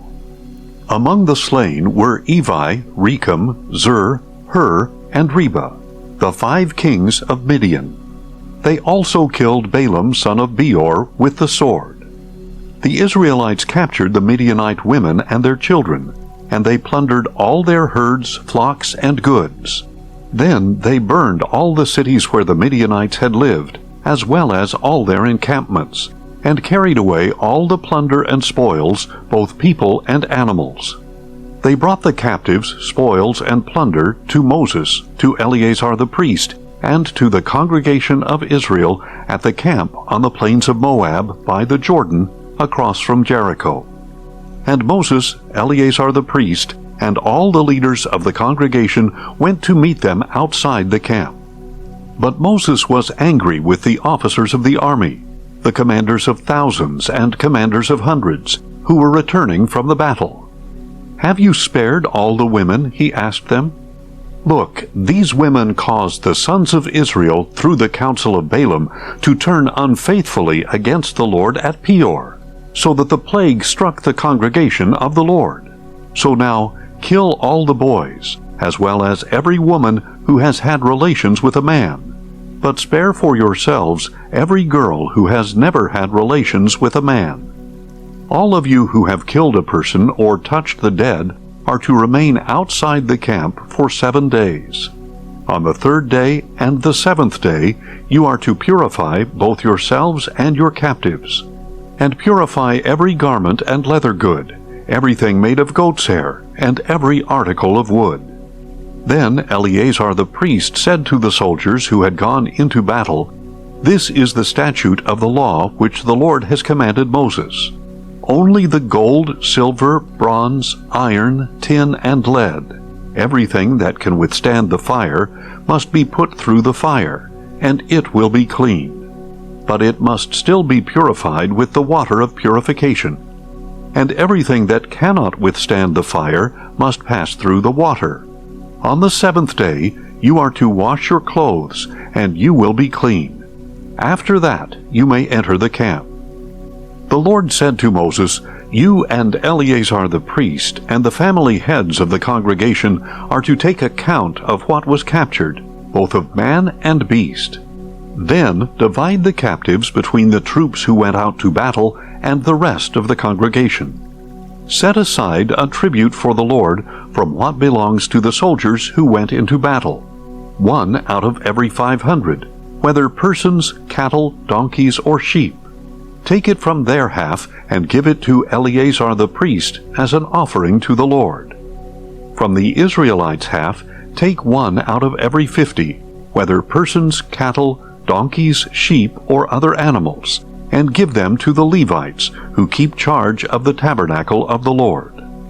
So Moses and Eleazar the priest did as the Lord had commanded Moses, and this plunder remained from the spoils the soldiers had taken: 675,000 sheep, 72,000 cattle, 61,000 donkeys, and 32,000 women who had not slept with a man.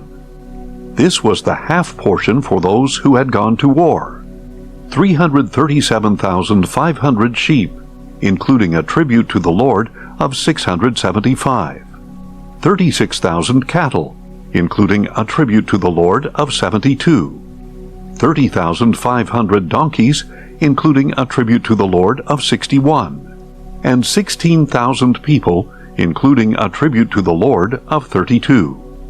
Moses gave the tribute to Eleazar the priest as an offering for the Lord, as the Lord had commanded Moses. From the Israelites' half, which Moses had set apart from the men who had gone to war, this half belonged to the congregation: 337,500 sheep, 36,000 cattle, 30,500 donkeys, and 16,000 people. From the Israelites' half, Moses took one out of every 50 persons and animals, and gave them to the Levites who kept charge of the tabernacle of the Lord, as the Lord had commanded him. Then the officers who were over the units of the army, the commanders of thousands and of hundreds, approached Moses, and said, "Your servants have counted the soldiers under our command, and not one of us is missing. So we have brought to the Lord an offering of the gold articles each man acquired, armlets, bracelets, rings, earrings, and necklaces, to make atonement for ourselves before the Lord." So Moses and Eleazar the priest received from them all the articles made out of gold, all the gold that the commanders of thousands and of hundreds presented as an offering to the Lord weighed 16,750 shekels. Each of the soldiers had taken plunder for himself. And Moses and Eleazar the priest received the gold from the commanders of thousands and of hundreds, and brought it into the tent of meeting, as a memorial for the Israelites before the Lord. Numbers 32. Now the Reubenites and Gadites, who had very large herds and flocks, surveyed the lands of Jazer and Gilead, and they saw that the region was suitable for livestock. So the Gadites and Reubenites came to Moses, Eleazar the priest, and the leaders of the congregation, and said, "Ataroth, Dibon, Jazer, Nimrah, Heshbon, Elealeh, Sebam, Nebo, and Beon, which the Lord conquered before the congregation of Israel, are suitable for livestock, and your servants have livestock. If we have found favor in your sight," they said, "let this land be given to your servants as a possession. Do not make us cross the Jordan." But Moses asked the Gadites and Reubenites, "Shall your brothers go to war while you sit here? Why are you discouraging the Israelites from crossing into the land that the Lord has given them? This is what your fathers did when I sent them from Kadesh Barnea to inspect the land. For when your fathers went up to the valley of Eshcol and saw the land, they discouraged the Israelites from entering the land that the Lord had given them. So the anger of the Lord was kindled that day, and he swore an oath, saying, Because they did not follow me wholeheartedly, not one of the men 20 years of age or older who came out of Egypt will see the land that I swore to give Abraham, Isaac, and Jacob. Not one, except Caleb son of Jephunneh the Kenizzite, and Joshua son of Nun, because they did follow the Lord wholeheartedly. The anger of the Lord burned against Israel, and he made them wander in the wilderness 40 years, until the whole generation who had done evil in his sight was gone. Now behold, you, a brood of sinners, has risen up in place of your fathers to further stoke the burning anger of the Lord against Israel. For if you turn away from following him, he will once again leave this people in the wilderness, and you will be the cause of their destruction." Then the Gadites and Reubenites approached Moses and said, "We want to build sheepfolds here for our livestock and cities for our little ones. But we will arm ourselves and be ready to go ahead of the Israelites until we have brought them into their place. Meanwhile, our little ones will remain in the fortified cities for protection from the inhabitants of the land. We will not return to our homes until every Israelite has taken possession of his inheritance. Yet we will not have an inheritance with them across the Jordan and beyond, because our inheritance has come to us on the east side of the Jordan." Moses replied, "If you will do this, if you will arm yourselves before the Lord for battle, and if every one of your armed men crosses the Jordan before the Lord, until he has driven his enemies out before him, then when the land is subdued before the Lord, you may return and be free of obligation to the Lord and to Israel. And this land will belong to you as a possession before the Lord. But if you do not do this, you will certainly sin against the Lord, and be assured that your sin will find you out. Build cities for your little ones and folds for your flocks, but do what you have promised." The Gadites and Reubenites said to Moses, "Your servants will do just as our Lord commands. Our children, our wives, our livestock, and all our animals will remain here in the cities of Gilead. But your servants are equipped for war, and every man will cross over to the battle before the Lord, just as our Lord says." So Moses gave orders about them to Eleazar the priest, to Joshua son of Nun, and to the family leaders of the tribes of Israel. And Moses said to them, "If the Gadites and Reubenites cross the Jordan with you, with every man armed for battle before the Lord, and the land is subdued before you, then you are to give them the land of Gilead as a possession. But if they do not arm themselves and go across with you, then they must accept their possession among you in the land of Canaan." The Gadites and Reubenites replied, "As the Lord has spoken to your servants, so we will do. We will cross over into the land of Canaan armed before the Lord, that we may have our inheritance on this side of the Jordan." So Moses gave to the Gadites, to the Reubenites, and to the half-tribe of Manasseh son of Joseph, the kingdom of Sihon, king of the Amorites, and the kingdom of Og, king of Bashan, the land including its cities and the territory surrounding them. And the Gadites built up Dibon, Ataroth, Aroer, Atroth-Shophan, Jazer, Jochebah, Beth-Nimrah, and Beth-Haran as fortified cities, and they built folds for their flocks. The Reubenites built up Heshbon, Elealeh, Kiriathaim, as well as Nebo and Baal-Meon, whose names were changed, and Sibmah, and they renamed the cities they rebuilt. The descendants of Machir, son of Manasseh, went to Gilead, captured it, and drove out the Amorites who were there. So Moses gave Gilead to the clan of Machir, son of Manasseh, and they settled there. Jair, a descendant of Manasseh, went and captured their villages, and called them Havoth-Jair. And Nobah went and captured Kenath and its villages, and called it Nobah, after his own name. Numbers 33. These are the journeys of the Israelites when they came out of the land of Egypt by their divisions, under the leadership of Moses and Aaron. At the Lord's command, Moses recorded the stages of their journey. These are the stages listed by their starting points. On the 15th day of the first month, on the day after the Passover, the Israelites set out from Ramesses.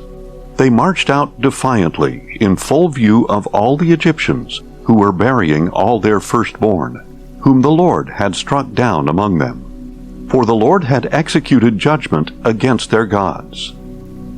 The Israelites set out from Ramesses and camped at Succoth. They set out from Succoth and camped at Etham, on the edge of the wilderness. They set out from Etham and turned back to Pi-hahiroth, opposite Baal-zephon, and they camped near Migdol. They set out from Pi-hahiroth and crossed through the sea into the wilderness, and they journeyed 3 days into the wilderness of Etham, and camped at Marah. They set out from Marah and came to Elim, where there were 12 springs and 70 palm trees, and they camped there. They set out from Elim and camped by the Red Sea. They set out from the Red Sea and camped in the Desert of Sin. They set out from the Desert of Sin and camped at Dophkah. They set out from Dophkah and camped at Alush. They set out from Alush and camped at Rephidim, where there was no water for the people to drink. They set out from Rephidim and camped in the wilderness of Sinai. They set out from the wilderness of Sinai and camped at Kibroth-Hattaavah. They set out from Kibroth-Hattaavah and camped at Hazeroth. They set out from Hazeroth and camped at Lithmah. They set out from Rithmah and camped at Rimmon-Perez. They set out from Rimmon-Perez and camped at Libnah. They set out from Libnah and camped at Rissa. They set out from Rissa and camped at Ki-Halatha. They set out from Ki-Halatha and camped at Mount Shepher. They set out from Mount Shepher and camped at Harada. They set out from Harada and camped at Makheloth. They set out from Makheloth and camped at Tahath. They set out from Tahath and camped at Terah. They set out from Terah and camped at Mithkah. They set out from Mithkah and camped at Hashmonah. They set out from Hashmonah and camped at Moseroth. They set out from Moseroth and camped at Bene-Jaakan. They set out from Bene-Jaakan and camped at Hor-Haggidgad. They set out from Hor-Haggidgad and camped at Jotbathah. They set out from Jotbathah and camped at Abrona. They set out from Abrona and camped at Ezion-Geber. They set out from Ezion-Geber and camped at Kadesh in the wilderness of Zin. They set out from Kadesh and camped at Mount Hor, on the outskirts of the land of Edom. At the Lord's command, Aaron the priest climbed Mount Hor and died there on the first day of the 5th month, in the 40th year after the Israelites had come out of the land of Egypt. Aaron was 123 years old when he died on Mount Hor. Now the Canaanite king of Arad, who lived in the Negev, in the land of Canaan, heard that the Israelites were coming. And the Israelites set out from Mount Hor and camped at Zalmonah. They set out from Zalmonah and camped at Punon. They set out from Punon and camped at Oboth. They set out from Oboth and camped at Aya-Abarim on the border of Moab. They set out from Ayim and camped at Dibon-Gad. They set out from Dibon-Gad and camped at Almon-Diblathaim. They set out from Almon-Diblathaim and camped in the mountains of Abarim, facing Nebo. They set out from the mountains of Abarim and camped on the plains of Moab by the Jordan, across from Jericho. And there, on the plains of Moab, they camped by the Jordan, from Beth-Jeshimoth to Abel-Shittim. On the plains of Moab, by the Jordan, across from Jericho, the Lord said to Moses, "Speak to the Israelites, and tell them, when you cross the Jordan into the land of Canaan, you must drive out before you all the inhabitants of the land, destroy all their carved images and cast idols, and demolish all their high places. You are to take possession of the land and settle in it, for I have given you the land to possess. And you are to divide the land by lot, according to your clans. Give a larger inheritance to a larger clan, and a smaller inheritance to a smaller one. Whatever falls to each one by lot will be his. You will receive an inheritance according to the tribes of your fathers. But if you do not drive out the inhabitants of the land before you, those you allow to remain will become barbs in your eyes and thorns in your sides. They will harass you in the land where you settle, and then I will do to you what I had planned to do to them." Numbers 34. Then the Lord said to Moses, "Command the Israelites, and say to them, when you enter the land of Canaan, it will be allotted to you as an inheritance with these boundaries. Your southern border will extend from the wilderness of Zin along the border of Edom. On the east, your southern border will run from the end of the Salt Sea, cross south of the ascent of Akrabim, continue to Zin, and go south of Kadesh Barnea. Then it will go on to Hazar Adar, and proceed to Asmon, where it will turn from Asmon, join the brook of Egypt, and end at the sea. Your western border will be the coastline of the Great Sea. This will be your boundary on the west. Your northern border will run from the Great Sea directly to Mount Hor, and from Mount Hor to Lebo-Hamath, then extend to Zedad, continue to Ziphron, and end at Hazar-Enan. This will be your boundary on the north. And your eastern border will run straight from Hazar-Enan to Shephem, Then go down from Shepham to Riblah on the east side of Ain, and continue along the slopes east of the Sea of Kinnereth.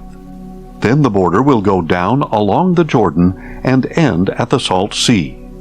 This will be your land, defined by its borders on all sides. So Moses commanded the Israelites, apportion this land by lot as an inheritance. The Lord has commanded that it be given to the 9½ tribes. For the tribes of the Reubenites and Gadites, along with the half-tribe of Manasseh, have already received their inheritance. These 2½ tribes have received their inheritance across the Jordan from Jericho toward the sunrise.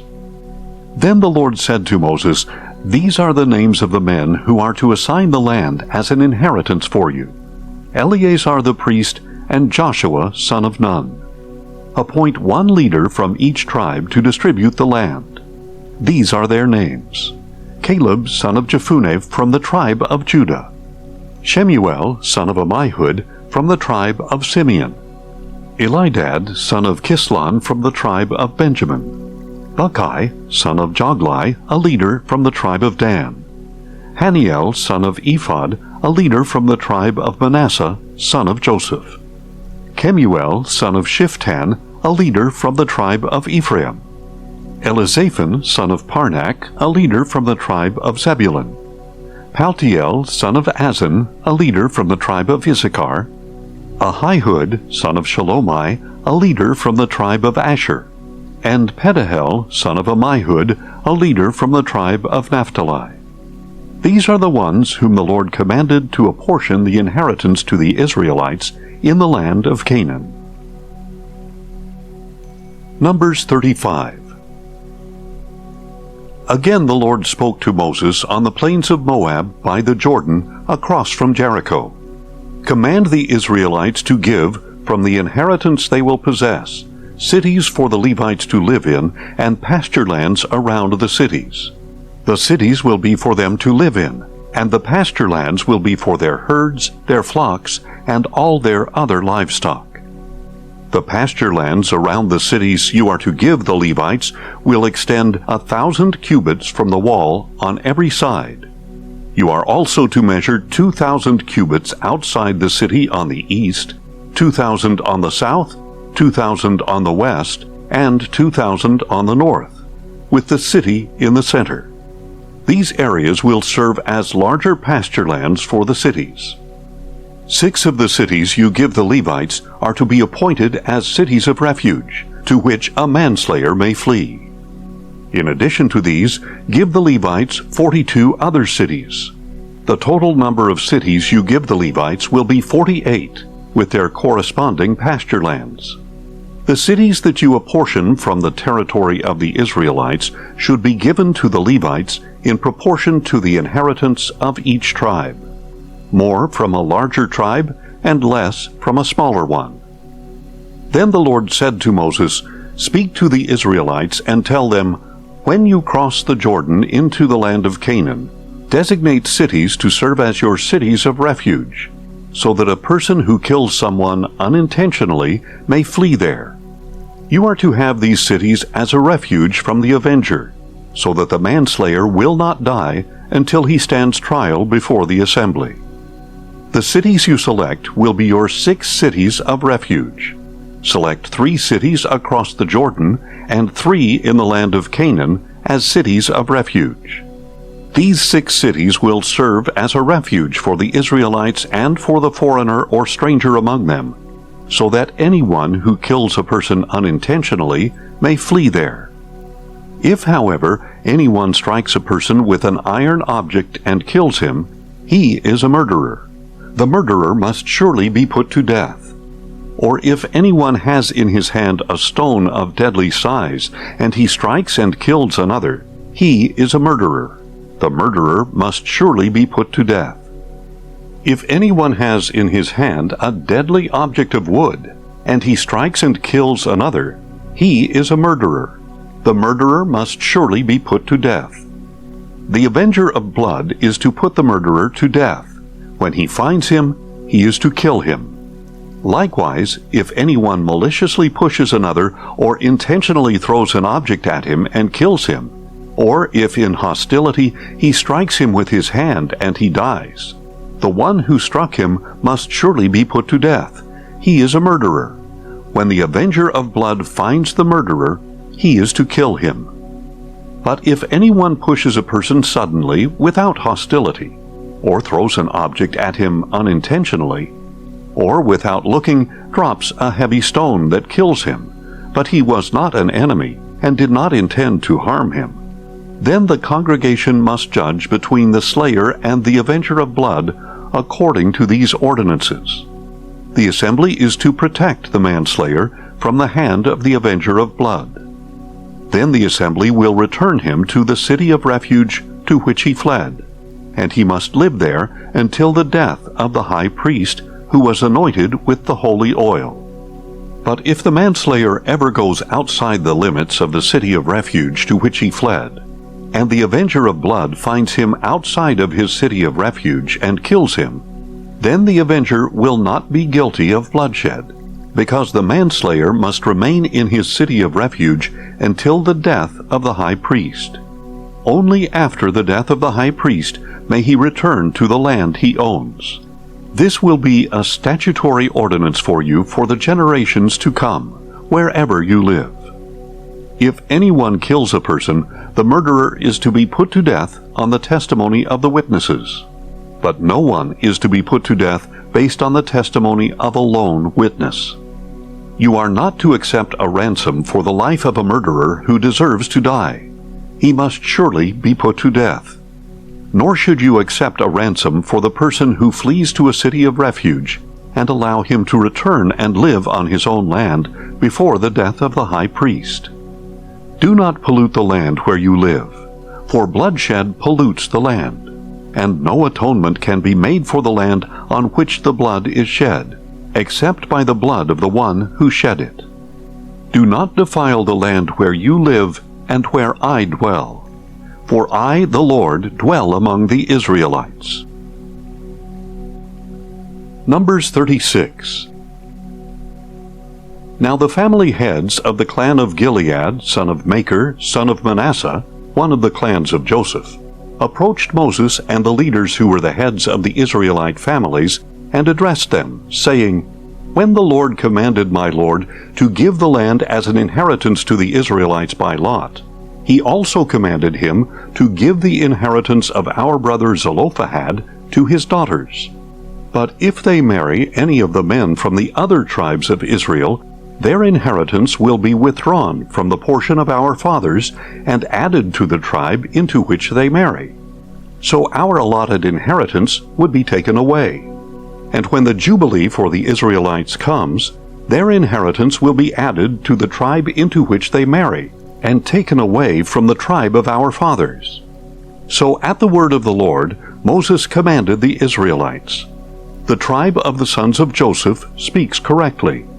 This is what the Lord has commanded concerning the daughters of Zelophehad. They may marry anyone they please, provided they marry within a clan of the tribe of their father.